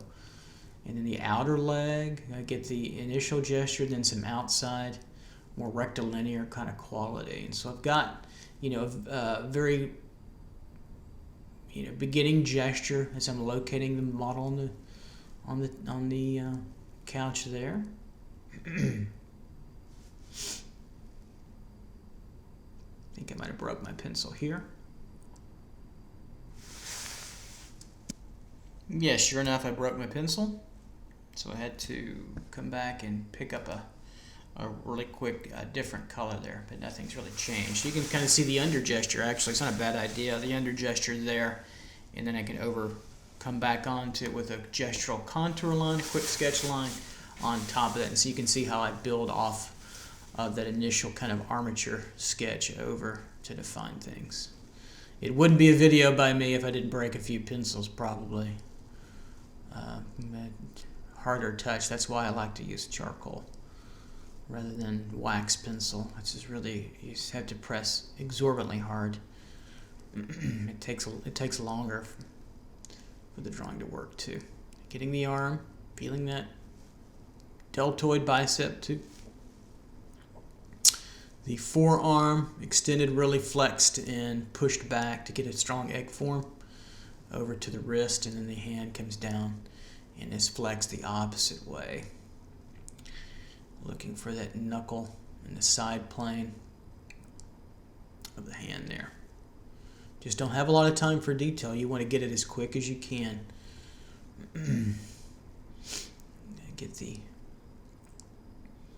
feeling of the other hand, and then down to the elbow, and then the overlap there. Side plane of the head. Let that hand come over and get the crease of where that forearm overlaps the lower or upper part of the arm, actually the elbow on top of that. It's a challenge, really challenging pose to get all this in a very quick amount of time. Feel that neck, chin, sternum, deltoid region. Clean that up just a little bit. And I'm working with line weight variation. Thicker line, thinner line, darker lines, and lighter lines. I'm working on top of those lighter lines. And underneath the rib cage here, where that splits apart and opens up, that cavity there where the abdomen comes through. And then we'll work now the upper leg here of the legs here. Feeling that oval tells you that's a tube where that leg is coming out and through there. Genital region in the lower area. And now the same thing as that foreshortened leg. The shorts, the longer underwear help tell a story of contouring direction to get that oval. And then the secondary oval where the kneecap, patella, and the femur coming right at us, and tibia, fibia coming at us at the top and then slightly downward. So it's almost kind of like a rectangular form. It's curved. Here we go.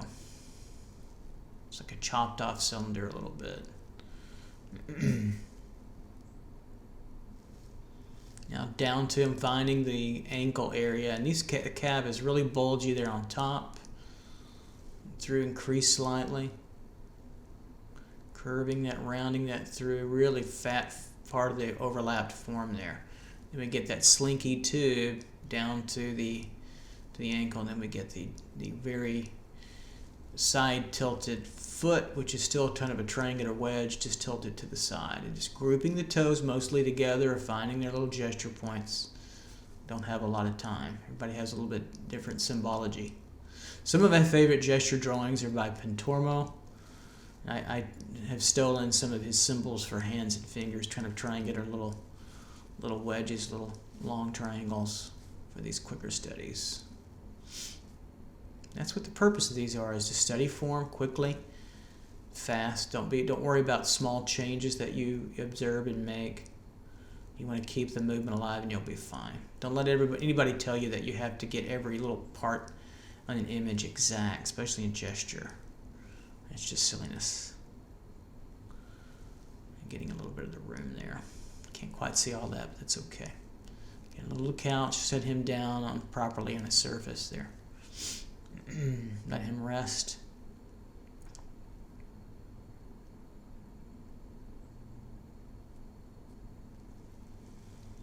And you could take that drawing and really clean it up and build off of that. Next study here, beautiful reclining pose with his head and neck extended upward and the chin touching almost the sternum, and then he's fortifying himself by the hand on the ground and also on the top of that little university couch that we brought in. So seeing him get a very abstract composition, get the whole thing laid in, not even worrying about the head, just getting the design line flow, feel for the legs, where everything kind of pulls apart. Rubens did these kinds of drawings when he was thinking about composing multiple large mural-sized figures, or multiple figures, and they're just abstract lines and directions and flow before figures were ever introduced into a composition. So this whole idea works for multiple figures as well.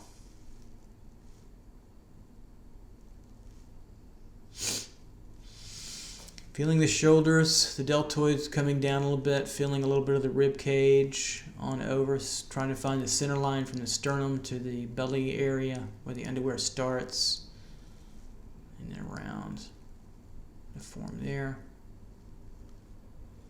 And that oval there was from the lower pelvic region to the buttock. And feeling the leg gesture. I'll pull these more rectilinear lines after I get my armature gesture, just to get it's like another couple of lines before I put gesture on more finished kind of contour line on top of it, or that faster, darker contour line on top to delineate the form further, like those lines right there, those rectilinear forms. That gives me a little bit more. It's almost like a shorthanded volumetric figure, but very, very quickly. So I use these techniques in different ways and measures, if you will. Getting the deltoid there. Be careful, you don't want the deltoid symbol to be too circular or ball-like. It is more of an egg form. That's about as rounded as I'd want to get it right there. Feeling the line at the bottom of the couch, that can change. Just want to keep all that together as an environment too as well. So now ready to delineate further. Now I can go back with a darker contour line, but no less quick. Just as quick, just as fast-paced. Feeling the structure of the head, no time for detail. Just getting the essentials in as artful a way as I possibly can do that. Feeling the clavicle up to the scapula, to the humerus there. Deltoid around, overlapping that, working the bicep now down. Getting that bulge down to the ending of the tendons coming in to the humerus, or the ulnar radius. And over. Get the egg form of the upper, the forearm there, and then down to the wrist, to the hands, and to the gesture of the finger. Keep that flow alive, same kind of direction. I quickly feel where those fingers, and I use the blunt part of my pencil to signify them. Doesn't take a lot to just get a sense of it. It's kind of an impression, if you will, of the model. Again, it's not, we don't have time to render out all the detail. Not even close. Feel the nipple there a little underneath the pectoral.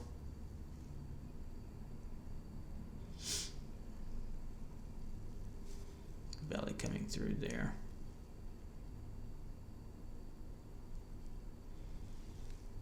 And then downward to the buttock, oblique a little bit. That side plane starting to emerge now. We can see him emerging. Sometimes you'll look at drawings, you're like, I have no idea where the artist is going with that. Then you see their vision, you're like, oh, okay. Start to see those symbols work out for them.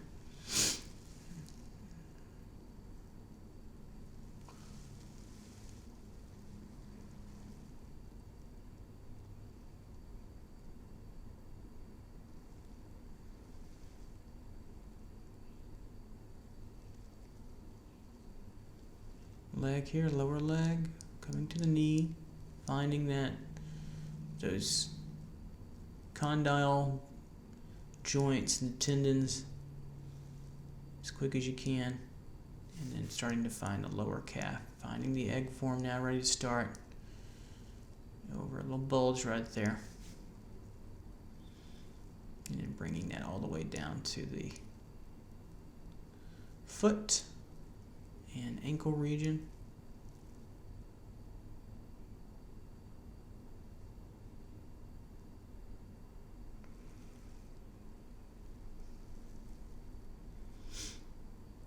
Toe. And then the upper leg here. Just a slinky tube coming down.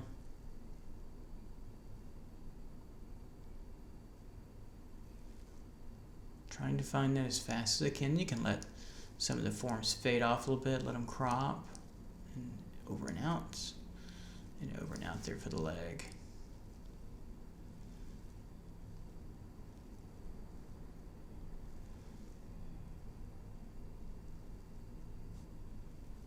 And let it be painterly. Try to control those forms. You want to get it out of control, but you're going up to the point where you're feeling like you're out of control. It's really working hard here to finish this out in the time.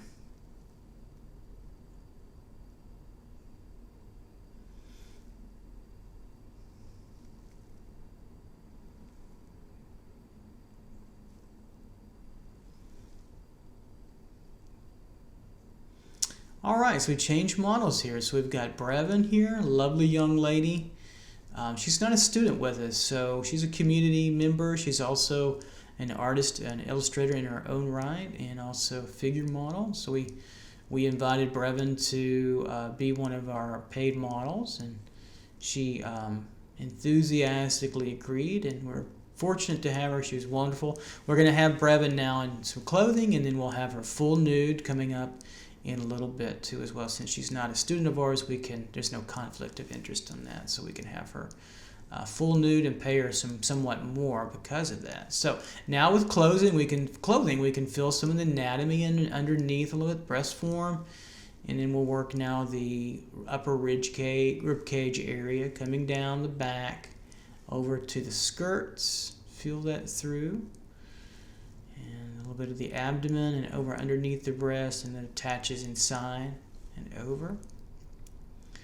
And then we'll start to find the skirt, and we'll feel the anatomy through there, the buttock region, and we'll feel it across to the hip, that leg in front there. So I'm drawing the kind of the back of that leg, right, but then also a little bit the skirt, and we'll bring that fold in. And then on the other side, then feel the leg through the knee downward there. Working pretty fast, loose, and very general.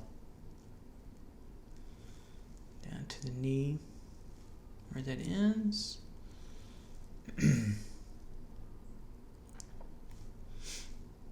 Start to feel her foot coming out of that skirt. And we have the other leg slightly lower than and tilted in slightly different direction towards the viewer further. We told Brevin, we said, make the wall stop falling down on us. So she did a great job of pushing against that wall. So, getting the floor to sit, and then the back wall there. Work up now the hair a little bit, get a little bit more definition in the time that we have those features of the hair, nose a little bit, eye socket, etc. And then work those hands to the sweater there, up and over. Hands on the wall.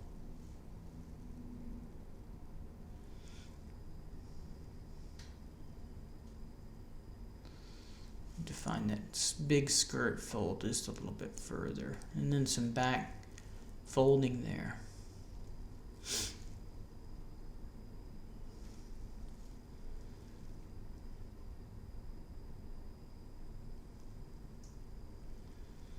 Now we have our classic rowboat pose that I have my students draw or my models take. It's my canoeing approach. And so we'll get the head laid in a little bit. Spend just a few more time getting the sockets in, and a little bit of the eye line, nose line, hair. Can give us a little bit more focal point. We'll start to bring her overarching curve as she reaches over her back in contrapposto twist with the arm coming from the right down to the left. It's a beautiful pose you took here. You took a beautiful direction here.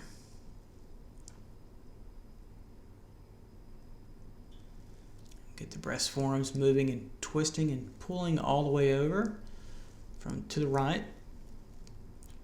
Stretching through the skin to that sweater. And shoulder coming over the back. Down through. And we'll see underneath the abdomen, the breast showing through just a bit, then get a little curve as that belly protrudes with the stress of the pose. And that lovely leg gesture coming down and looping over the gathering of the skirt. I really love clothing and folds on the figure. And then the foot resting on the toe there, foreshortening of the ankle, foot, and the heel. Then down to the elbow, keeping that curve alive and finding a very short foreshortened forearm, almost non-existent. Then the hand coming up to hold on to the pole there.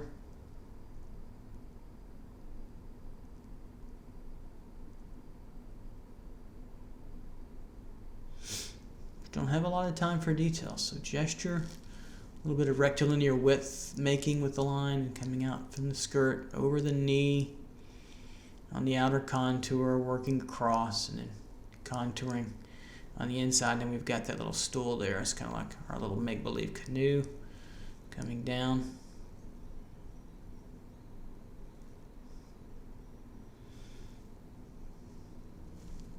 Just a lovely pose. Works really well. So a lot of nice things happening here with this pose. Get the little foot on the other side there, gesturally. And we get a little bit of the background just to fill up the space, give it some purpose there.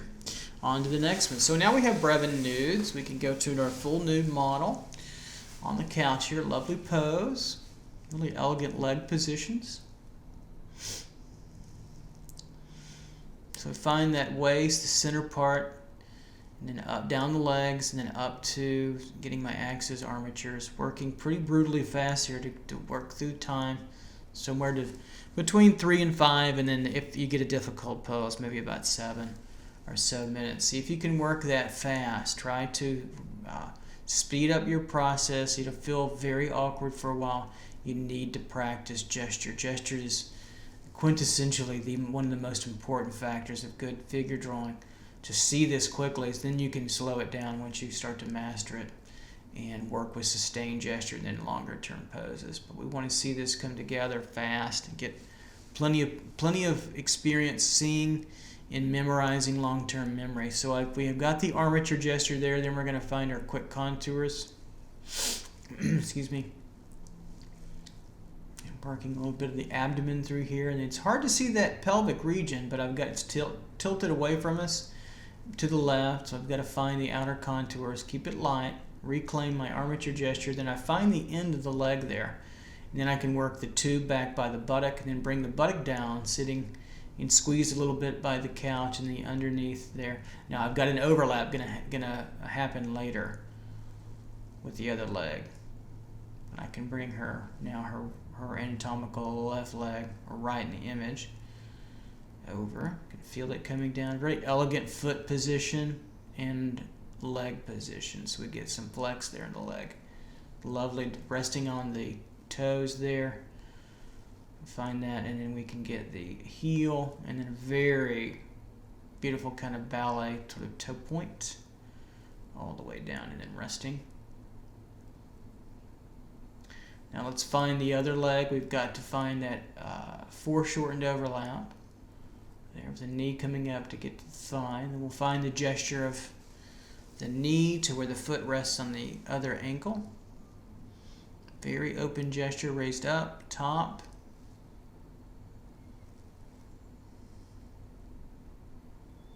And finding the overlap to calf. Which is widened because their leg is pressing against the other leg there.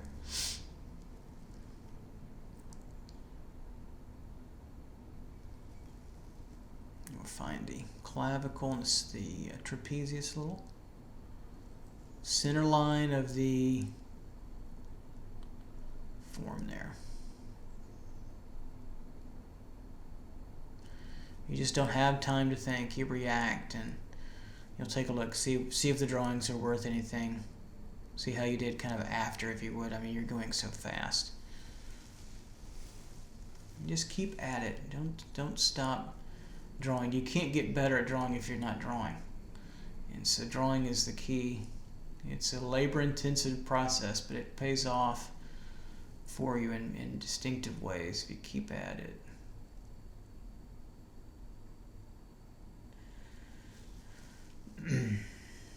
Working the arm over.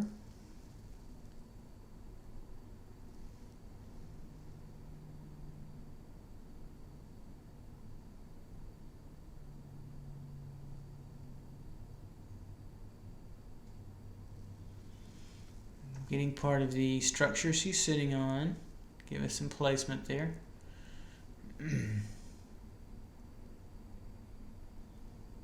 Another nice pose. Similar to the other one, we've got a different head position.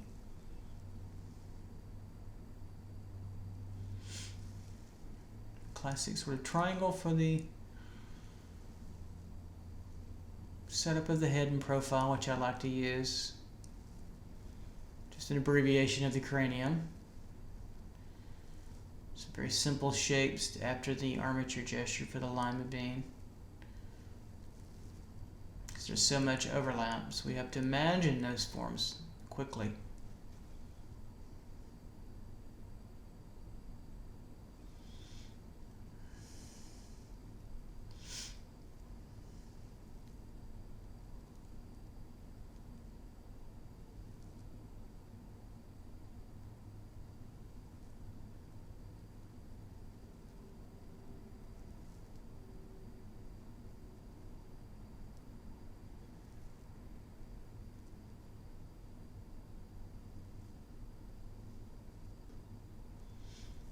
Working the cranium to the nose, side plane of the head, underneath, just to feel that. A little bit of the head wrap there, bun behind, back of the neck, sternocleidomastoid, which is important for the neck, and then down to the sternum, clavicle there. Very quickly. Gesturally, of course.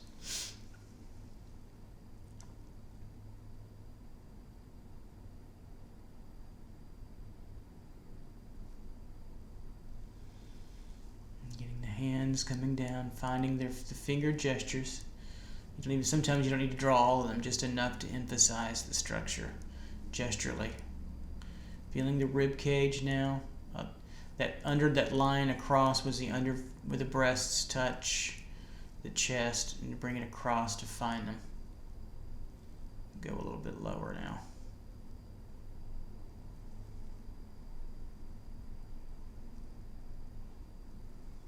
There's just no time for lots of detail. That will come later. And slow this down.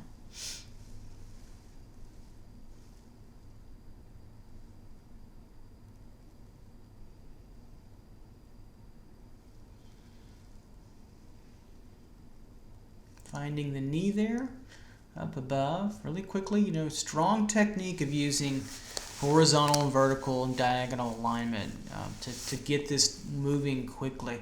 To get these parts to relate, fairly accurately. There's going to be some misses this fast for sure. It's not the point. The point is to get this practiced fast, to get to seeing this more often. And so again, most really good artists are using horizontal, vertical, and diagonal alignment to control scale and proportion and form. Complex forms moving in space quite accurately, and so some know they're doing it, and some have to be taught what they were already doing, which is pretty fascinating. And so that's what's happening here: how to get these forms to be relatively under control and work this fast. So working the calf here down to the ankle, the lateral malleolus, and then we've got the bulge of the calf coming down, a little bit of cross-contouring shading, and then on down to the other ankle, down to the toe, resting on the ground.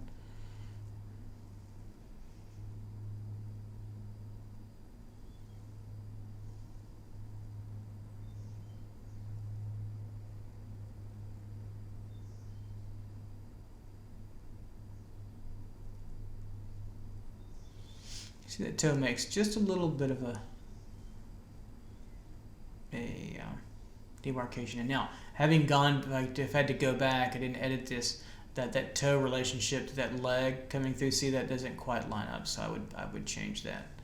I would move that toe over a little bit further, or bring out the calves a little bit over in there. Don't worry about those things. Those are small, minor things that you can change on the fly really quickly. The point is to get it down as accurately as you can, as fast as you can, to practice these techniques. But I find little changes all the time that I want to make, as you should. A lovely pose here, kind of stretched out and then leaning over. We'll get the head first here, locate the head, get the tilt position and locate those features, the eye line, and then the bottom of the nose here, and the mouth line a little bit. Shoot for a little bit of the brow. Nothing too substantial, just to give a feeling of humanity there, and neck coming through elegantly long, coming down to the hidden sternum. Long design line coming through to finding the bottom of the buttock there, as the camera freaked out for a second.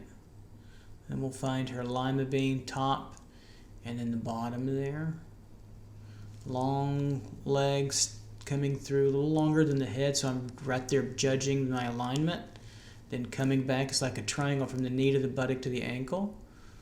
We push that knee a little slightly past her head. The other leg coming out a little bit past that and over.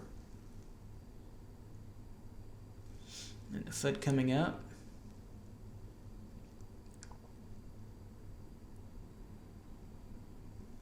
There's a little bit of a hand coming down.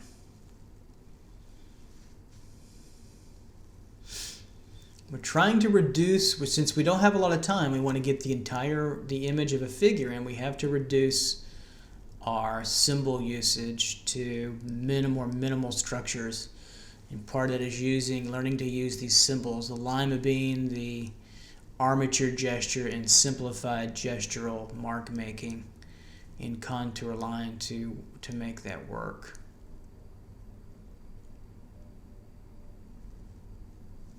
And shoulder deltoid. Region tilted, high left, lower right. And we're coming down the bicep through here. Get the forearm resting slightly on the top part of the thigh there. It's a lovely pose. Down to the wrist, and then of course the fingers will come gesture off of the top of the knee there.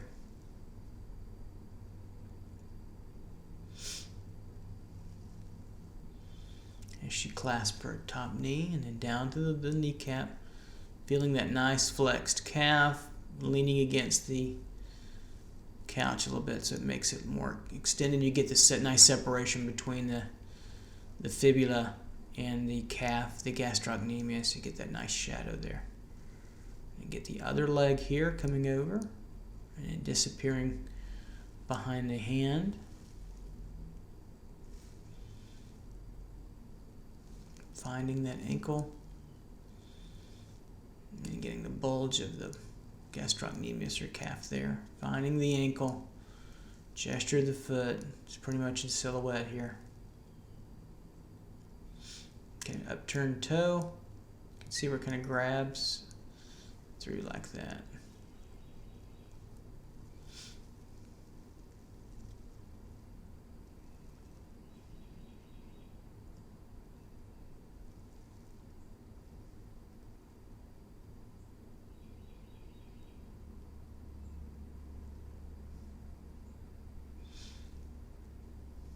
just enough of the hand to say that it was leaning over. Another lovely pose here on the couch. We've got a more back view, changed position now. Start with her head. Notice I've got the head all the way up at the top of the image. Get it all the way up there. Use all that space. I'd like to see our students, YouTube students, whatever compositional structure you're using, a square, rectangle, circle, fill it up nicely. If you're single figure studying, work on composition, composing and laying in the model position on the page, and the best way to do that is gesturally in the beginning to get it all laid out. I see students, they start to learn gesture, they're doing pretty well, and then they get kind of lazy with it, and they'll gesture some, and then they won't at the end, and it starts to get kind of mushy and problematic. Your best approach is to get that gesture lightly and quickly laid in. Now we're going further with our gestures. We're using it as a point of ending, so we can go darker with our line weight like I'm doing here. Normally, if we were doing a long-term study, that gesture line would be kept much lighter. So working down the shoulder, the trapezius region, scapula region over to the back to the elbow, feeling that through, and then underneath the chest, over the rib cage, the split of the spine, that nice, beautiful oval quality down the back and over, and soften that up a little more broad stroke, and then around over, finding the iliac crest of the patella, that stronger line right there, and then the under buttock as gravity pulls it down to the couch, and then it spreads wider because it's pushing onto the couch. Quads and legs coming down over. Hamstring over to now the patella area. It's a beautiful leg form. We get a more full leg because it's pushed against the other parts of the body. And we can see the rectus femoris there, the top of the quad, and then that shadow underneath it. Now we come down the leg past the knee to the calf, and we're going to crop most of the rest of that. It looks like off a little bit. I'd rather see you crop more rather than leave things too small and stiff.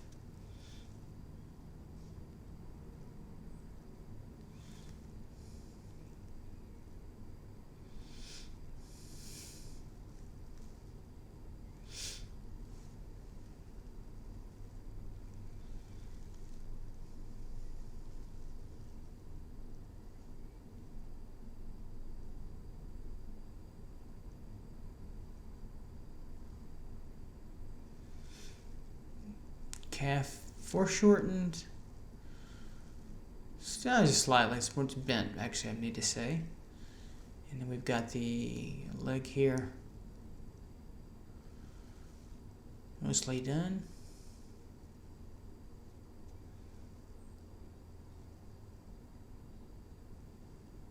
Deltoid, then a foreshortened forearm for sure, upper arm, forearm.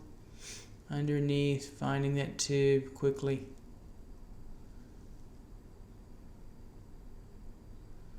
And we'll put on a breast form now.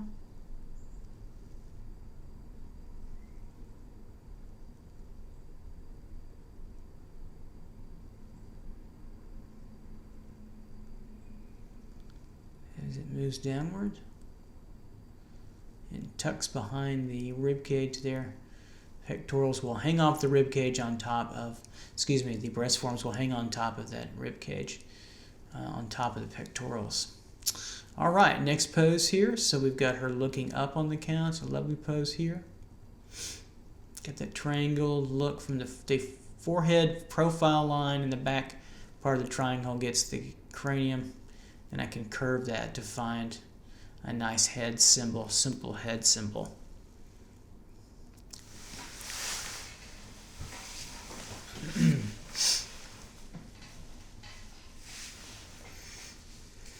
Finding the lima bean after the armature gesture.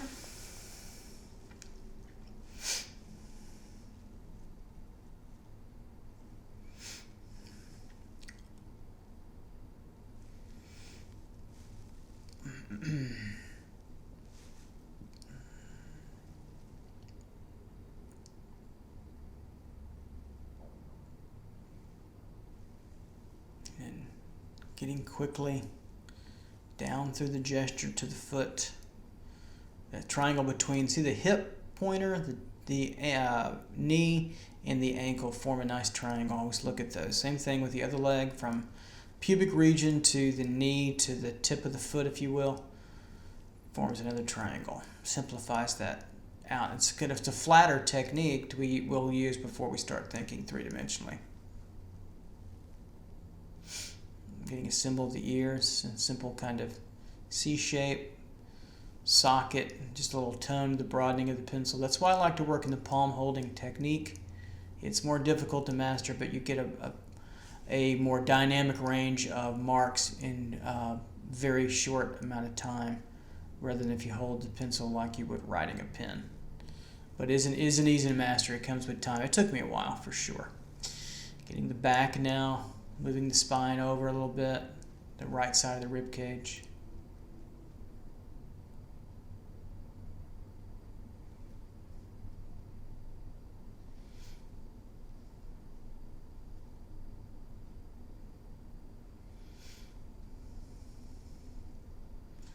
Feeling the overlap of the deltoid, and then underneath the bicep and tricep area with the elbow, and then the wrist behind the head, elegantly placed.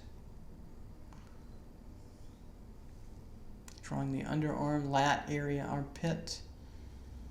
It's a little softer there because it's not a hard edge. It's not the outer edge. Now we get to the outer edge on the left side of the back, down to the sacrum, and then over, and back to the iliac crest. Notice how I don't stay on the outside very long. I work the inside, then work the outside. I think that's really hard to get students to see that in the beginning, is that you need to jump in inside and outside. You're defining form. You're not just outlining a boundary. Otherwise, it's going to flatten out. And attaching the breast onto the pectoral, where it attaches underneath. Get the belly, abdomen, and then the breast form slides on top. Now we'll clean up the gesture of these legs a little bit, give it a little bit more purpose. So it's like a shorthand kind of volume, isn't it? But it's more realistic looking. So we call this quick contour, 3 to 5 minute to 7 minute contour. So you're playing with line weight and you're seeing the form. And the more you study the figure, the quicker you can get, and the more accurate you can get. Overlapping of the calves, it comes into the biceps femoris tendon, and then egg form of that calf really quickly, and that really gives you, once you get those ovals down, really pulls you on your way quickly. Back of the heel coming down, over and through. See how the buttock, the far buttock, attaches all the way to the back leg underneath. You can come up with that. And we get this leg foreshortening on the couch. Tilted ovals.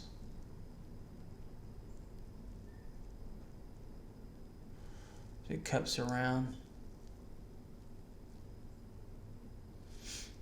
And then we've got the leg we're working on here. The foot, down to, get a little bit more challenge with the foot since it's foreshortened slightly, but tilted to the side. So we get this box plane of the foot.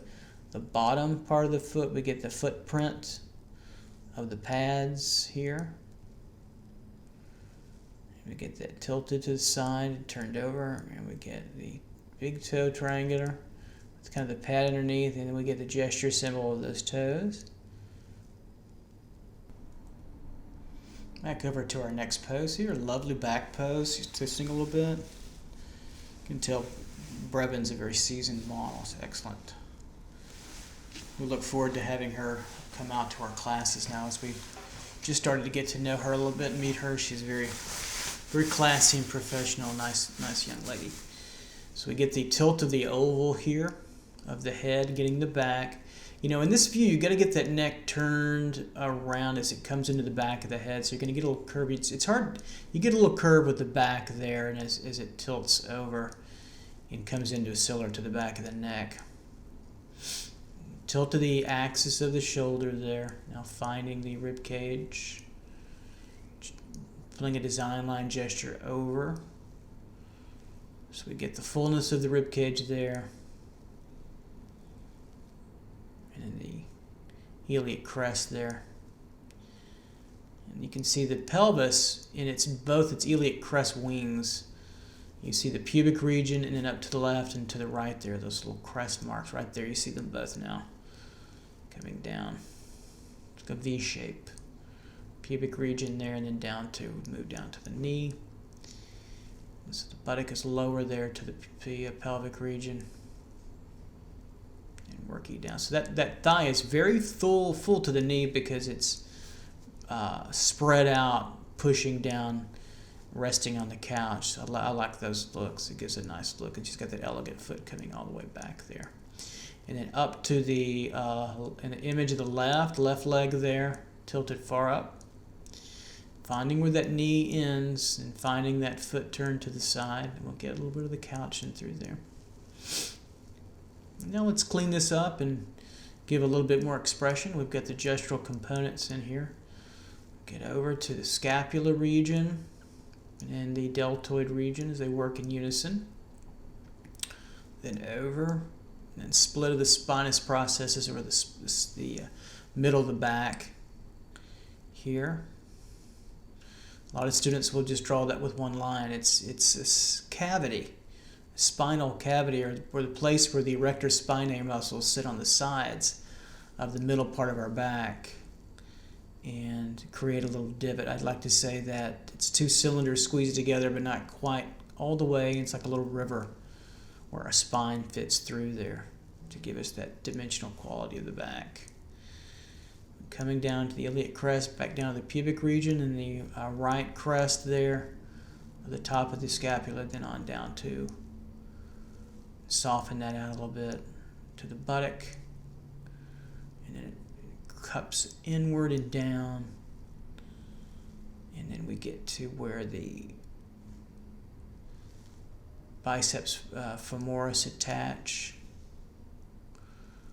and onto the left side of the leg, downward to the beautiful patella region.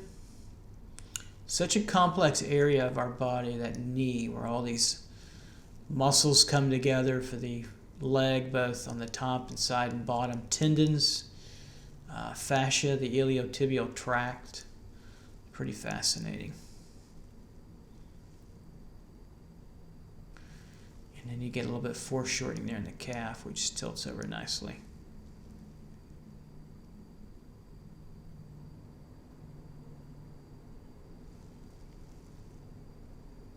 And then that foot almost laterally.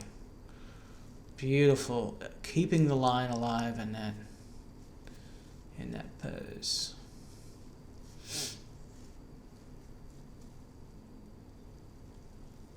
And we'll come down with the breast form now, attached to the pectoral there on the chest. Allow that to gently hang off the rib cage. And then lastly, we'll work this bent leg from the thigh up.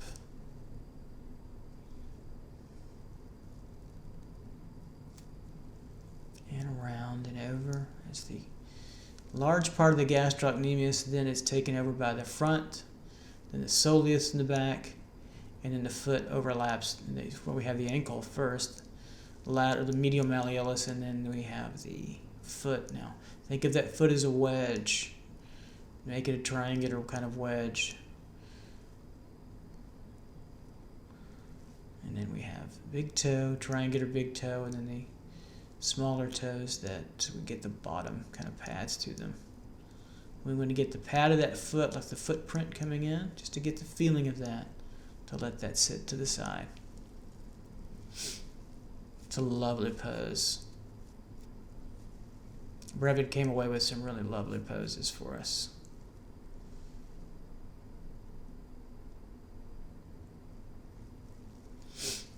Here we go.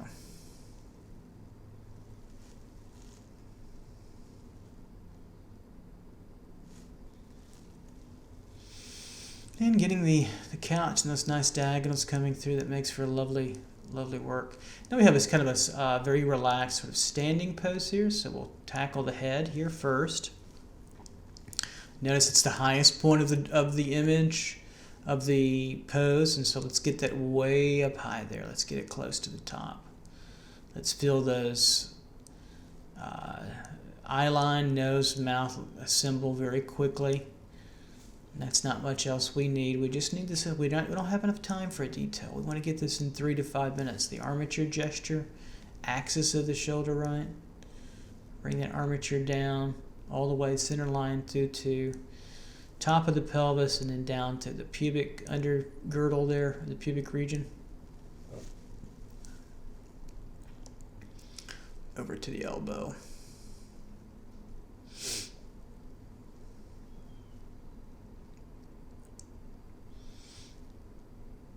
And feeling the rib cage being a little bit further. Doesn't take a lot of symbols to get a lively kind of gesture going, and then you can flesh this out. You want to end an armature gesture with the idea that it's human. It's got human proportion. We don't necessarily have to know the gender. We don't really know the gender still yet until we get a little bit deeper into the drawing. Then that will be revealed with more sustained gesture as we started now. Notice I've got a little, even in my quicker 30-second to a minute gesture, we've got some background elements, just the indication of the floor and a back corner of the wall. You don't need a whole lot, but something to continue the idea that the figure is not floating in a void.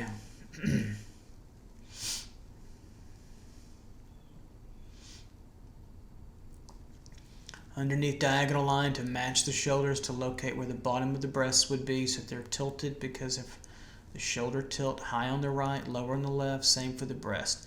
The breast on the female and the male, a little bit more pronounced obviously, and the female will follow the shoulders.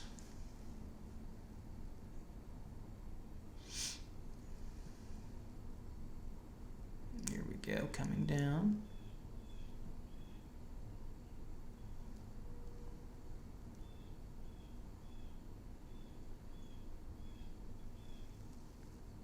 Resting gesturally on the hip. The kind of poetry, there is poetry to the gesture. There's no doubt. I don't think there's anybody that does it better than Harry Carmian, really, in his gesture drawings. I'm not as big a fan of his paintings. If you see his paintings, I think his real claim to fame in Los Angeles was his figure drawing. And the many thousands, hundreds, certainly thousands of students that he influenced in LA, and the animation industry, fine art, and also just illustration in general. And certainly myself, being a fine artist, and then teaching and working with the figure in my teaching work, and then starting in professional work, I'll start doing more figurative work as well. And he was a very esoteric professor. He was hard to follow, but watching him draw was fascinating. Our classes were structured; they were 8 hours once a week, and we had a new class every day for 8 hours, and so that allowed the professors to work along with us. So there were times when he would lecture in the morning, and then we would draw, and then he would spend some quality time on his own over to the side drawing, and that to me was as instructive as anything else. And then he would come around and look at our drawings and make comments and correct them. A very erudite individual, very learned. He was a former singer and also an actor. Very handsome man too in his youth. He was actually a gorgeous young man. And so he had that sort of LA acting, and singing thing going, operatic trained singer, but then decided that drawing and painting and art was where it was at. And he was very successful in his career in Los Angeles and beyond. So, but he had a lot of gifts, and that man is still alive, to my knowledge, well into his middle 90s. A lot of wonderful qualities he had, and also fought in the Second World War, so he saw a lot of it. So just working down the model, kind of got off on tangent there. I like doing that with my professors, the ones I really loved. And I wouldn't say he was the most a person to talk to, but once he did, he warmed up, pretty well. I had some interesting professors. Also, Bern Hogarth. Those of you that don't know Bern Hogarth, you know him by his comics, Tarzan, and also his fabulous books, Dynamic Hands and Figures, etc. But I never really developed and took on some of the stylistic qualities of his drawings. He was a very gruff man in class, and then a wonderful kind of grandpa-like figure out of class. He scared the living heck out of all of us in class.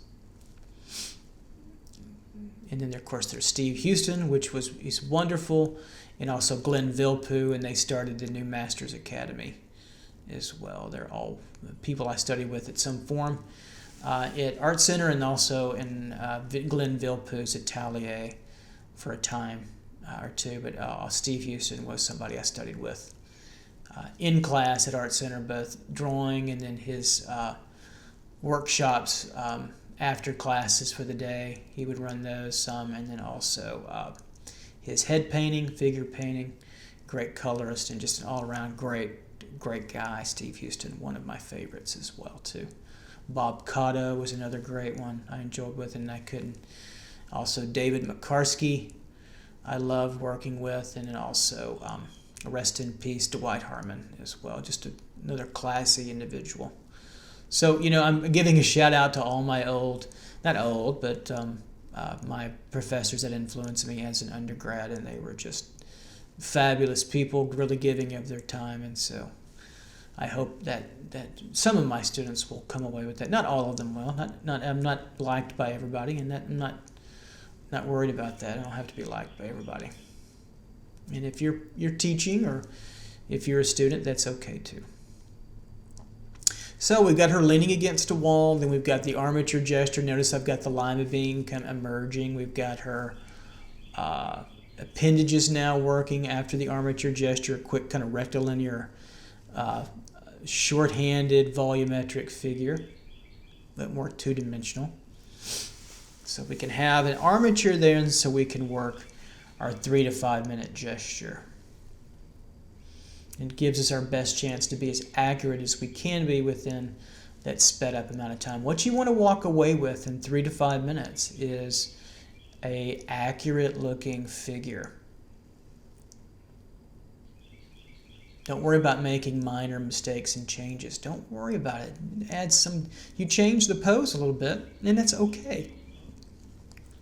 Especially if you're working with a live model, they're going to change the pose almost instantaneously. They're going to be moving slightly a little bit, and so it's okay for you to change, but we'll get the spirit of that, and that's the main thing. Because the real secret is once you master all of the techniques of the figure, and there are quite a bit of them, is that you don't necessarily need a model anymore, but we love drawing from the live model. The beauty of all human form in all its variations and ethnicities and gender, etc., is a fabulous kind of quality that you find beauty in human beings that you might not consider socially as beautiful as what we might think, and that's unfortunate, but figure drawing will teach you, I think, a lot of that. Some of my most interesting figures I've ever drawn when I was a student, especially, were what you would call obese, maybe 300-pound individuals that were fabulous models. And then of course we had a lot of dancers when I was at Art Center that would come over from the conservatory, LA Conservatory, to my memory, and they were just wonderful. But they could be harder to draw because of their anatomy that was exposed and so well developed that it was hard to get away from seeing the inner forms a little bit too. So I found that the heavier the model, the softer the model, if you will, were a little bit easier to see the simple forms. And then when I started to master or get more comfortable and get more accomplished with drawing a figure, that the any figure in the muscular ones, especially male or female, came more easy as well. So you could take a drawing like this gesture drawing, and then slow. I would draw it a little bit lighter before I added a darker line, and you could take this drawing and then clean it up and tighten it up and add value and lighting, and texture, etc., and have a really just a beautiful finished study.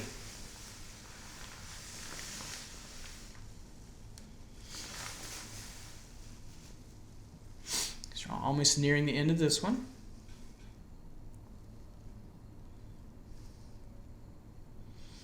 Just finding a little bit of that side patella region. It's kind of like a little ovoid box that sits on top. It's attached by cartilage and tendons. It floats on top of the crease between the femur and the tibia fibula. Kind of like another hyoid bone in our throats, similar to that. And get the foot there, and the back, and the big toe region. Got her leaning, I think, fairly decently now. Get the head a little bit further. Hairline, a little bit. Socket, like a little shadow. You don't need a whole lot through there, just a little nose symbol there. We want to stay away from lots of detail. Just get the gesture. Detail and gesture is your enemy. Now on to just a lovely reclining, laying down pose. Challenging to get in 3 to 5 minutes in a gesture. Probably go a little bit longer. I think this is 7 or 8 minutes. I feel like I was drawing at the speed of light. And if you're doing that, you're going to feel a little out of control. Now, starting this drawing, I started from the head region, moved up the design line, find where I think I want the pelvic region, then up to the knees and over to the leg. Very simple lines through here. You can see I'm going for the lima bean a little bit. I box it out a little bit or square it out a little. I'll come up with different symbols for the lima bean at times. Mostly it's a bean shape, but it depends on the drawing. All the symbols can change a little bit, even though they're relatively the same. How I use them, when I use them, changes from drawing to drawing. I can't anticipate it. I just react to it. It's a very reactive kind of approach. So getting the eye socket, getting the overturn of the cheekbone and the under part of the nose, that's a tough little bit of drawing, especially at the speed of light, to get that head. The main thing was to get that jawbone at the angle. So we get underneath the chin. Those are tough ones. The neck comes out from that. Then I bring it to the sternum right there where it attaches the top of the rib cage, where the clavicles come out. There's the clavicle there. Just a line symbol. Pectoral there. Shoulder back. It's kind of a long, from shoulder to shoulder, it's kind of a long cylinder attached together. Trying to feel the under part of each breast there with a one line across. And then we get the linear gesture for the lower arm. The upper arm I've got a little bit.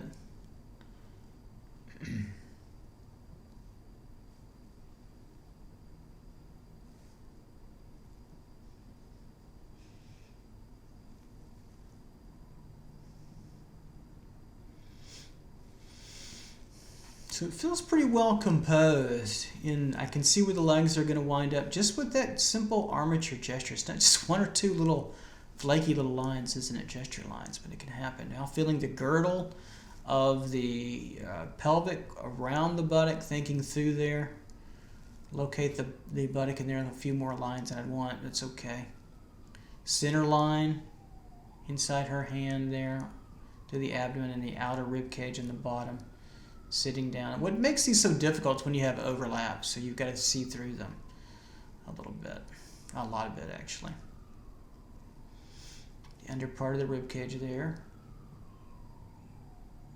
and we'll locate the breast form.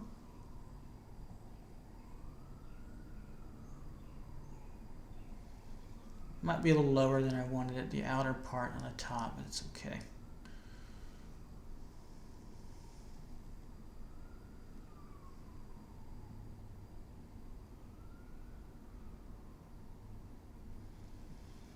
The real trick of gesture is to stop seeing so much and only see the simplicity of what you need. It's all about seeing, right? And that's a challenge, to simplify and eliminate so much complexity. We get so seduced by the complexity that these are great challenges to simplify that out and move that breast down a little bit, the large, more exposed breast on the bottom part here, top of the rib cage.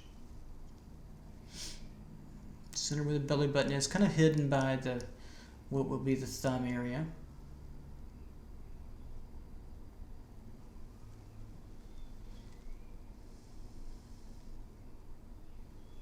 Down to the lower arm here, finding the joint to the wrist now, finding the egg for the forearm. This is like eggs and tubes, right? Egg forms in tubes. And the way they really control them is to think through them and do your volumetric studies using boxes, because they really tell you where the changes are. And then gesturing the fingers, just one stroke, broad stroke there.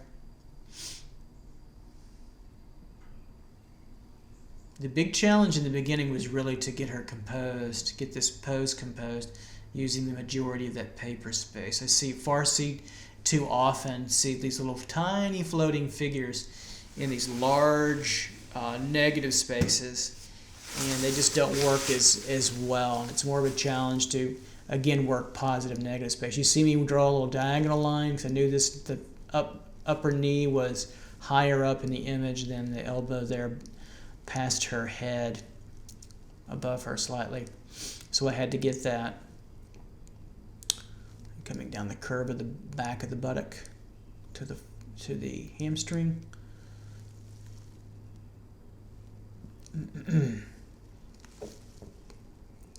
Excuse me there. And then we have the working the leg, seeing the foreshortened leg sit down a little bit, but still pretty long in the pose. It's slightly foreshortened.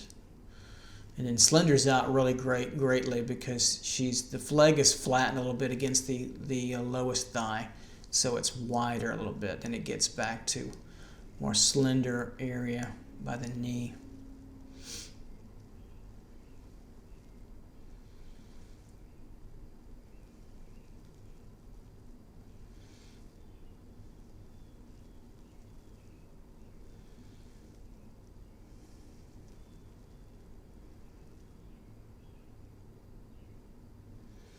And top of the calf and the far leg, down to the Achilles tendon there to the ankle.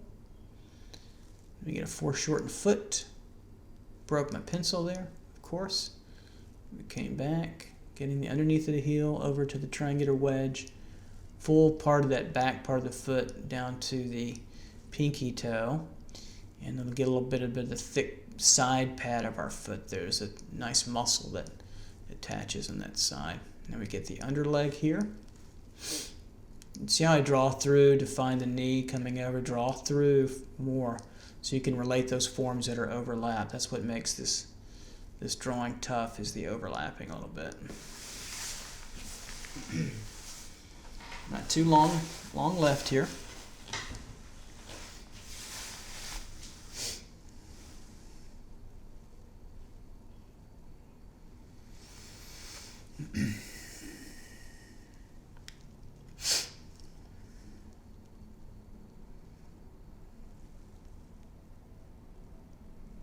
The toe there, pointing out, more triangular. We get that under pad, and those toes coming towards us, and then leaning back, the pinky toe back towards the big toe. Then the under part of the foot, we get a footprint going a little stronger there. And the top of that foot, which is gradual to the side. And overlap there. Get a little bit more of the flooring there. And then we'll clean up the arm slightly above her head to the elbow. Really finish this out. It's about 6 or 7 minutes. And that's enough for an indication to get through there. We'll separate that a little bit further. All right, on to our next pose, another lying down pose here. So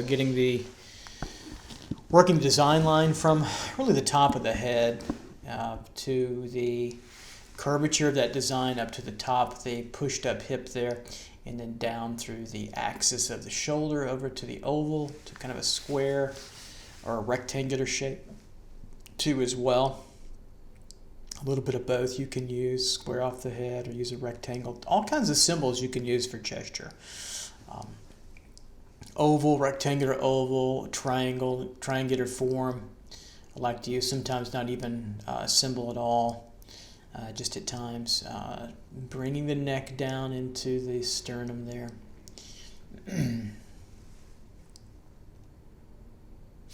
Over finding the center of the sternum and then moving over to the shoulders, so it's kind of like a large cylinder that's tapered and foreshortened somewhat. Feeling the bottom of the breast form and then down the center line to what I'm trying to feel the pubic notch in through the bottom there of the pelvis, of the pubic region. And feeling that hip, maybe bringing it down a little bit. It's a little high there in the beginning. Don't be afraid to change and alter your gestures always as you need to do. They're never set in stone. They can always be changed if you need, if you're way off, if you can tolerate little tiny changes, which are fine. Do that. We're not meant to be slaves to the model or the imagery that we use from a model. We're meant to be interpretive, unless for some reason you're photocopying.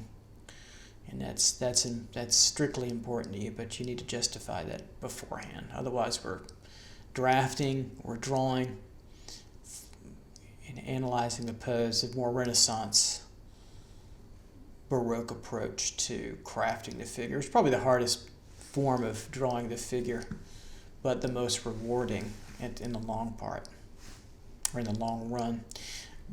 Gesture now from the deltoid to the elbow out to the arm, and then over to the hands. Everything looks well, at least structurally, gesture-wise, positioned.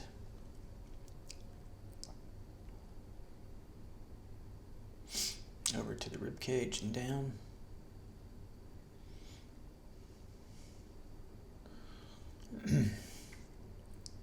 And bringing that all the way around to the other side. Allow yourself to come across the figure always and often. You need to do that often. You can't stay on one side of the figure too long, otherwise you're not really relating what's on the other side, and that can be dangerous to do. So now we have bringing that leg over. You see how it connected up to the abductor or the pelvic region all the way down to that leg, and then we'll overlap that later with the knee coming through there. Pulling the stretched part of the belly button through there, rib cage. Probably the trick with these is to capture, the image accurately in such a fast amount of time, but then also to get these parts related well. So you've really got to work speedily and handle perspective, scale, and proportion, and using horizontal and vertical alignment. And also, if you're not aware of this technique, go back and look at the videos under the figure axis and width and alignment. Really study that one. Draw along with that one quite a bit so you can see how you can control these appendages, primarily legs and arms and hands and really anything. So you can look at the center of the form and then find the width of the form by using peripheral vision really clearly. That was given to me by, I believe it was Harry Carmian too, and that changed the way I drew quite a bit. That's why we always want to look to the center of the form, find the axis design line for the total figure, but also for each individual part. You can see the center lines through there. You can draw them or you can imagine them. If you're advanced enough to imagine them for some aesthetic reason, then you don't need to draw them. But for the most part, we want to keep them around. They make it easier, and they just disappear when we add technique on top of them. Hand in through there, getting the palm and the fingers for the forearm there, and then the gesture of the fingers as she curls them naturally back towards us in a resting position. Really lovely pose here. Just a great job at Brevin overall. Come up and get the other hand resting on the abdomen there, the stomach lower there. And there's no real trick to gesturing hands. You just want to think about the position of each individual finger and its overall broad gesture.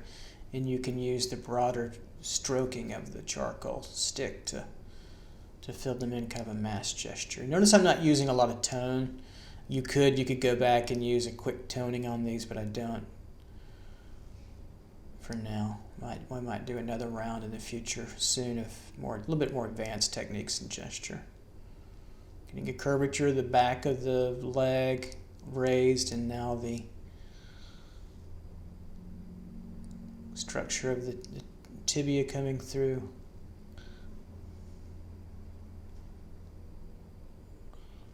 And we get the kneecap here.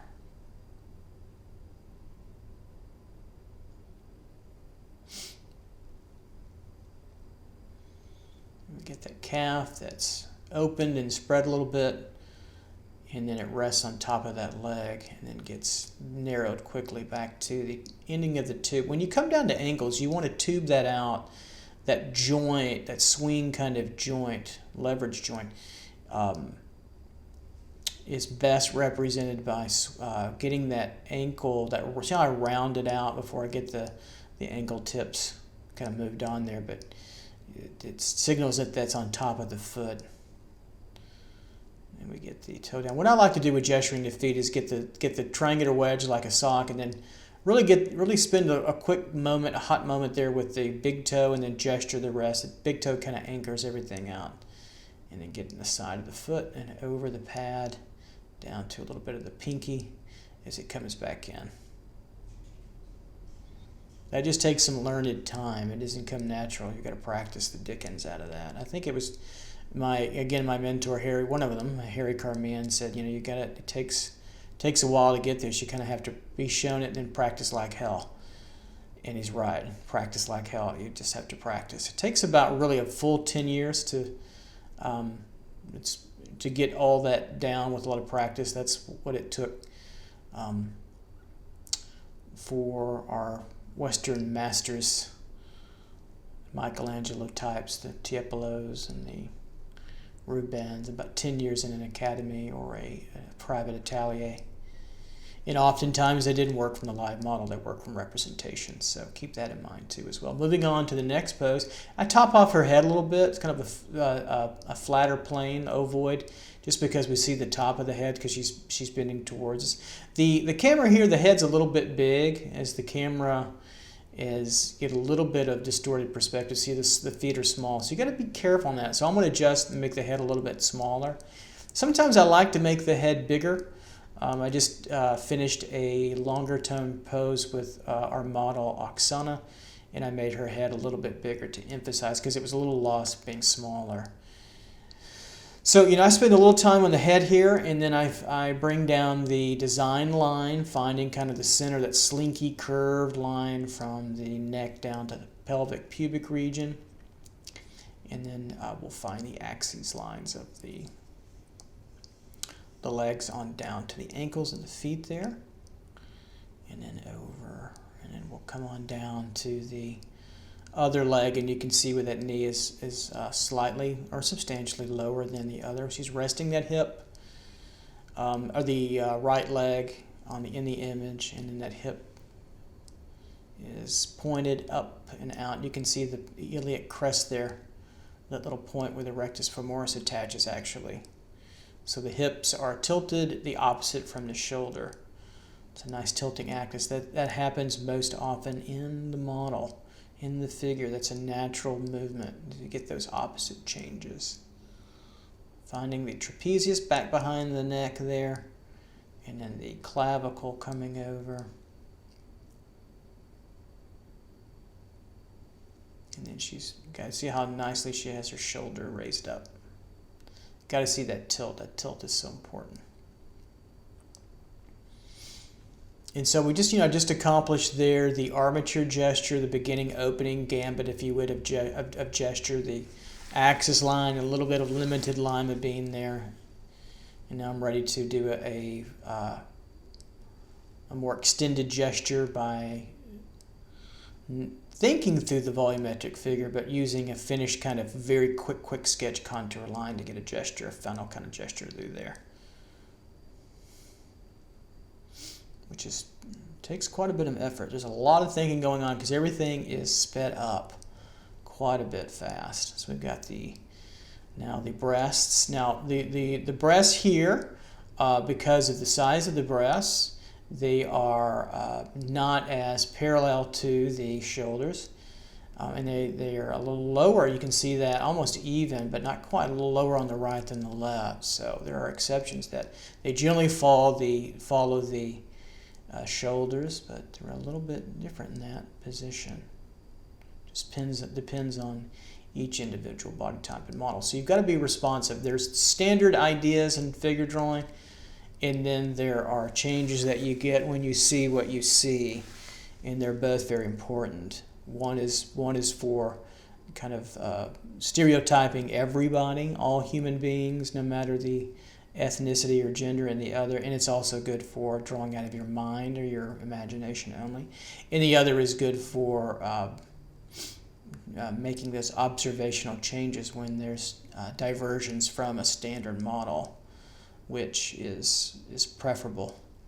Everybody wants to be an individual, I think. That's part of the purpose.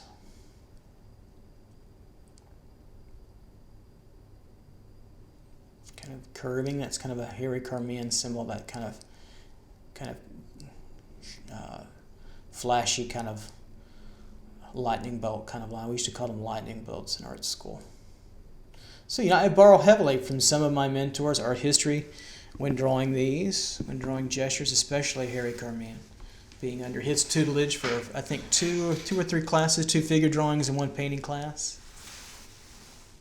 Getting the egg form of the leg there, thigh moving downward to the lower, and it pooches out back again for the medial lateralis, or the medial area and sartorius of the left part of the knee.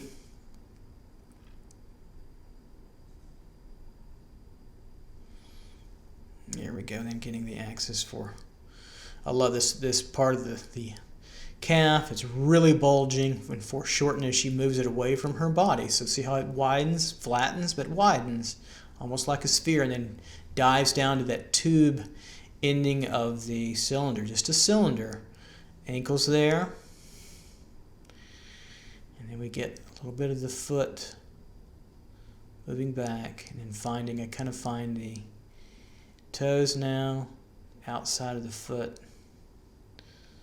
That's all we kind of need there for now. You don't have to draw all of it. Just you get to get the symbols right, and that takes a little while. That's why you want to. The more that you've worked with structure of the model and practice it diligently, gesture will start to come easier, and they'll get cleaner for you.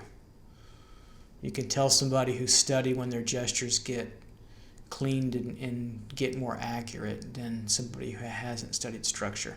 And the way to do that is go through the volumetric figure and break all these parts down and study it.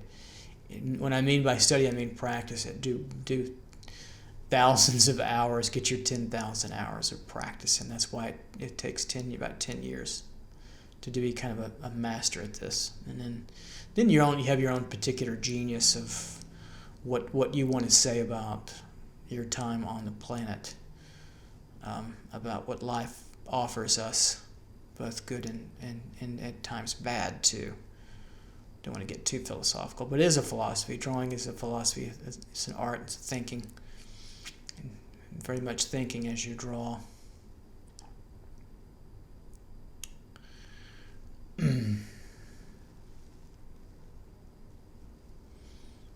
can clean up this pedestal just a little.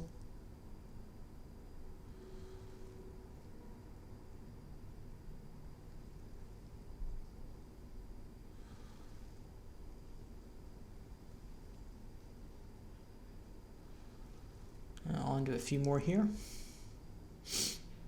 I love using the stick there so this figure can really lean. Any of the models that we have at NKU, that love to give them that stick so they can really contrapposto and show us the twisting action of the rib cage to the pelvis to the abdomen and still support their weight quite a bit. Again, what starts in gesture can be a very, very refined and a long-term, and long-term drawing could be 15, 20, 30 hours of rendering.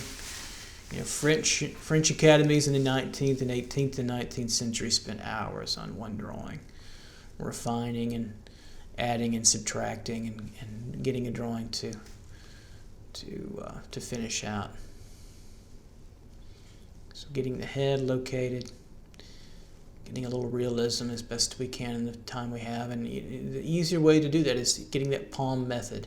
You can see, really study my hand, how I hold the pencil, what I'm doing with my wrist. I've got a quick little video on rhythm and drawing and mark making. And somebody reached out, somebody from Canada reached out to me over the summer and asked if I could do a video on that, and I did, to get movement. How do you get movement? You just practice this.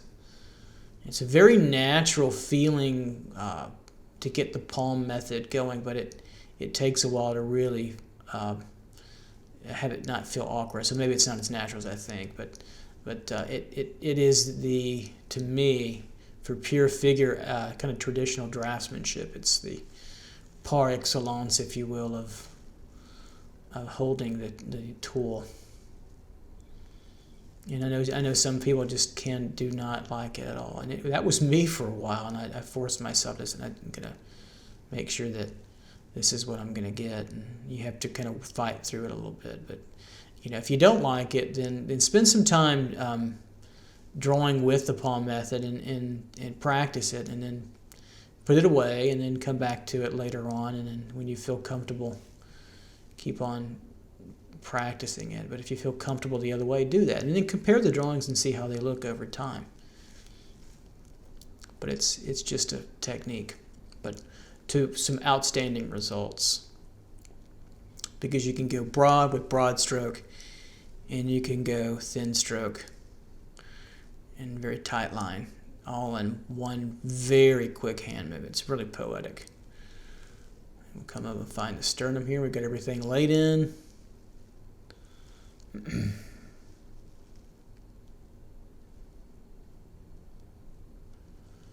Find the pit of the neck there. It's trapezius, and that pit between the hollow between the clavicle and the trapezius there. Neck coming down.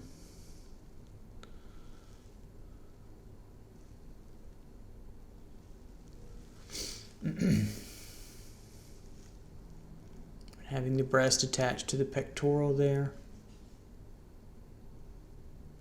See how I use a broad stroke there, then I could come back with a very quick incised line and get a little thinner line, so you can keep it broader. Broader gives you a softer edge, so it's not, the boundaries aren't as cleanly defined.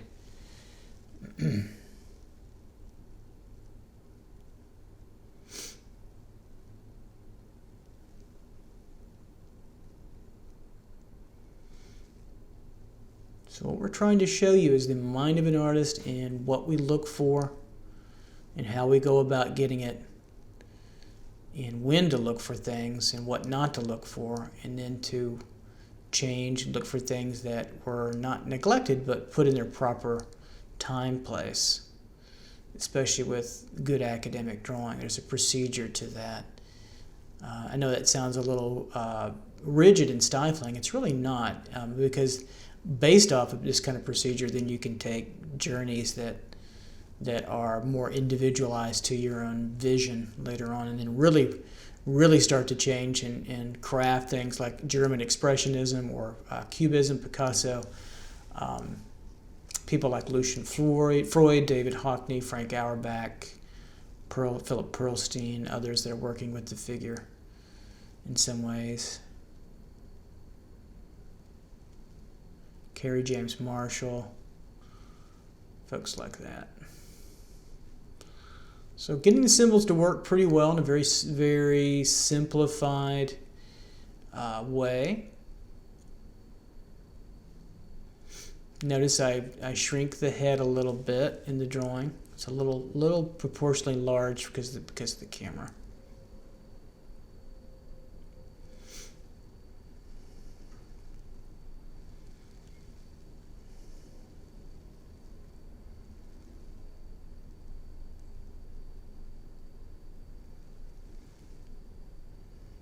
feeling a large tendon there coming from the biceps femoris.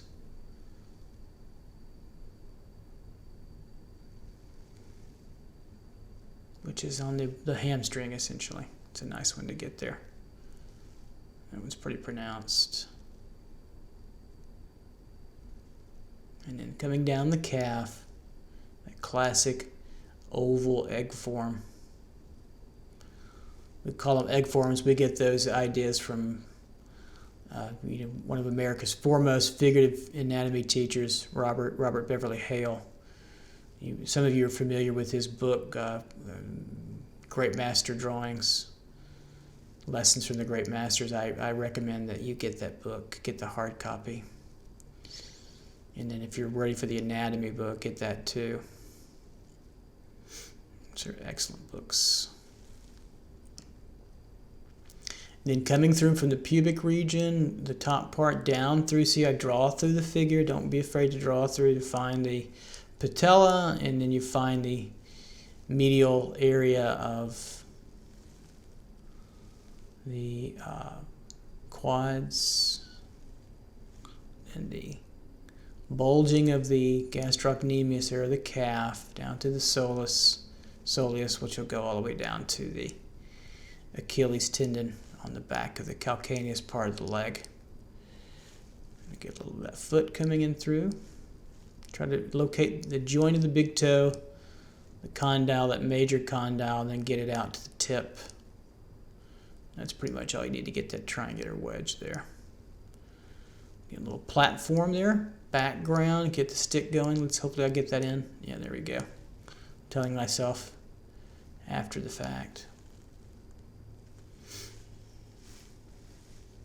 Lovely pose. We've got some more torquing now. We see her from the back, so we'll work that gesture downward from what I'm guessing is the top of the head, working through, and I'm kind of lowering the buttock a little bit, figuring out too many more lines. I don't really like all those lines. Sounds like a cloud scribble, but we'll get that cleaned up. I try to teach my students to start getting cleaner with your gestures, not because that's a style thing, but because you can think clear. And then later on, you can manipulate drawings and get them stylistically very rough or crude or gestured into, or gesture as the product in and of itself, which I love to see. And so I'm not a purist in any sense. I get emails from people all over the world. Where did you train? Where did you study? And I studied in Los Angeles and in LA, not in an academy. It was a very forward, and still is a very forward-thinking art and design school, one of the premier art schools, I think, in the country, certainly, and also the world. And then we had very strong academic approaches to the craft of figure drawing. At least they did. I'm not sure they do anymore, but it was very rigorous.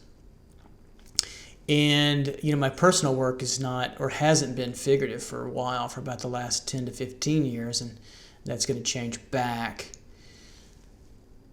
But the craft of drawing is so important to my practice in the figure. It's been an important part of drawing training. Getting that lima being the buttock and the hip of the leg, kind of one large egg form all the way through the pubic region over. See, I'm finally getting clear about what I want to do with that. And the rib cage, the back part of the side of the rib cage, lateral there, coming all the way through to the other side. Defining a little bit of the abdomen, and then down a little bit to the oblique. We can come around. And then we get the iliac crest right in through there. So you would never want the iliac crest to touch the bottom of the rib cage. That cannot do that anatomically. That would be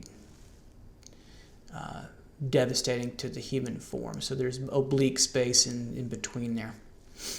So right there is that crest, and you can see kind of where I have the bottom of the rib cage, the very bottom located a little bit above that, tilted over a little bit. And then we get a pretty easy leg, solution here. These profile legs are not, you can almost draw these out of your head. You do them so long enough. So figuring out the length, and then you're getting the width down, and you're ready to start putting on the egg form. Once you do that, getting the direction back located a little bit better with the foot. You can see it start to kind of almost draw itself. You do these so often. You start to memorize all these positions. That's why we do memory drawings also in class. Some, probably not as much as I'd like, but they can be frustrating for beginning students. But memory drawings are great, where you dismiss the model and then we draw from our imaginations only and see what we've learned about scale and proportion and position. So I highly suggest that you do those. I do have some videos on that, I believe, in the figure section of the drawing database. So we've got that, the wrist in through here, fingers coming through.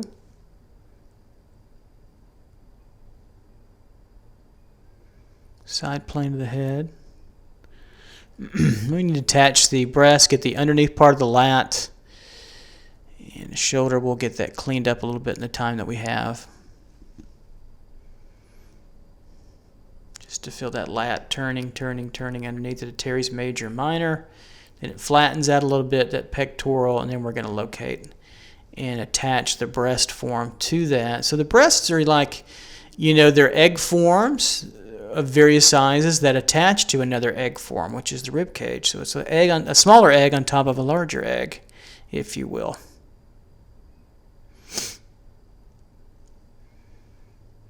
So that lower rib cage line is a little heavy in my opinion. I would soften that up if I had a little bit more. If I thought about it, if I changed it, but it's okay.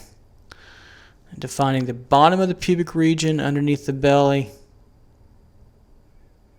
Right there, it cups upward and then straightens as the abductors come out from that pubic symphysis area. Come down, that straightens out a little bit right there, and then it curves. Gets you that egg form, the top of the quad muscles down to the medial area there, to the sartorius symbol. You can see it get a little bit beefy there. Then we get over to the patella. Very quickly with gesture.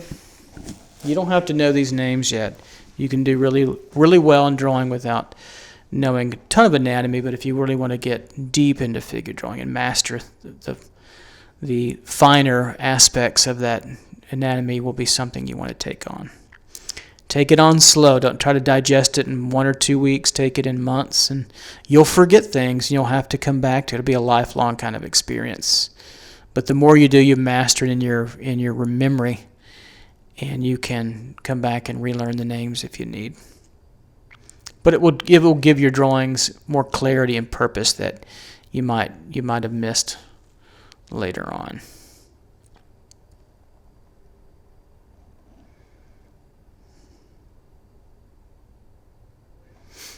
And finishing out this forward leg as she's pushing it now to the side and torquing and twisting the pose.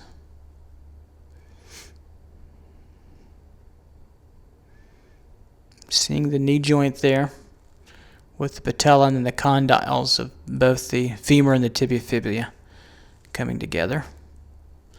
The knee joint is a fascinating area of many different muscles, both lower and upper leg, and also tendons and ligaments, and also bursa pads.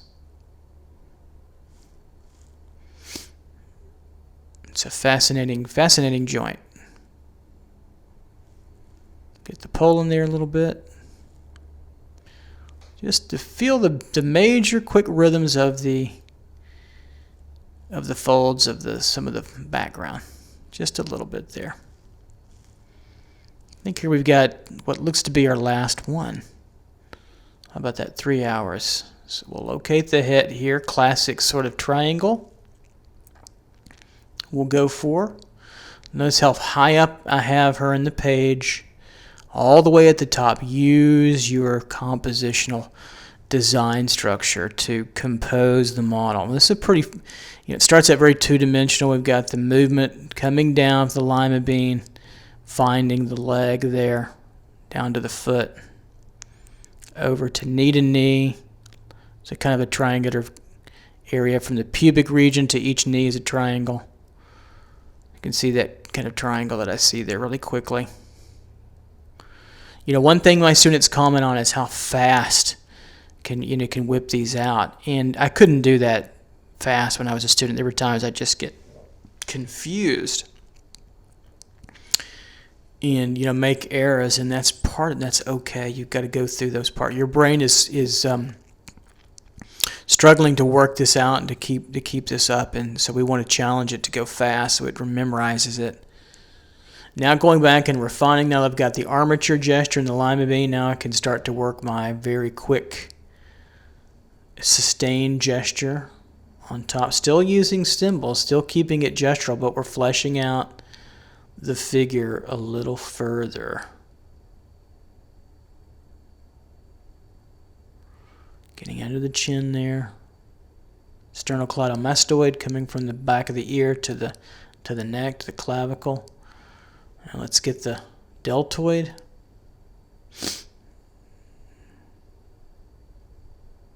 Don't have a lot of time to think. We're looking and reacting. And then you can step back from your drawing once you've got it located and say, okay, I want to make changes here, or I want to make changes there. And then the egg form of the upper extensors and flexors.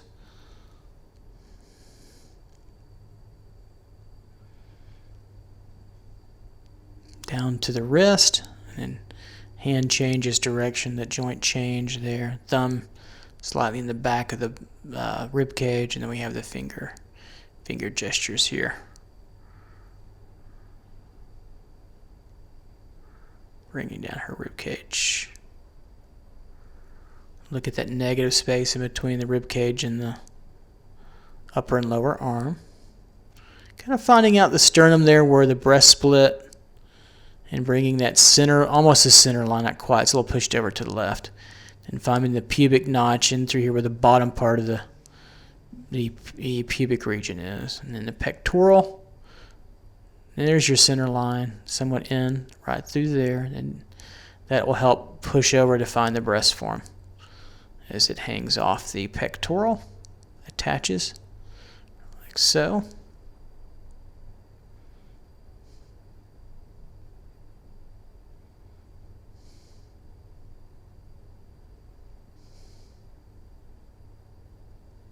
And then the other breast, downward here. On the profile side of the model, thin that out a little bit. See, I made a quick correction there. Thin that out a little bit. Ready to come down. The buttock region to the oblique. Find that contour. Really push that charcoal where those forms change. The different muscle, oblique and then glute. And then now we're attached the width of the leg. So it starts to come over to the thigh, to the abductors, to the lateralis, and then back to the hamstring, over, down, and to its tendon. And the rectus femoris as it ends. You can see those nice little tendons as the muscles change, the iliotibial tract, that lighter area in between the knee. I kind of coded that, but that's okay. And then the kneecap or patella. We've already got our direction gesture. You see our armature gesture. Now we can build off of it. And I kind of put it again. That's kind of the femur or the shadow there. And then moving down from the tube, I'm thinking egg.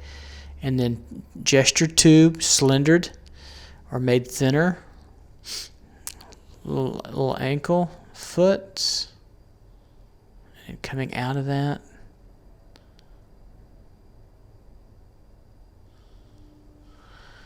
Then we put on the other leg.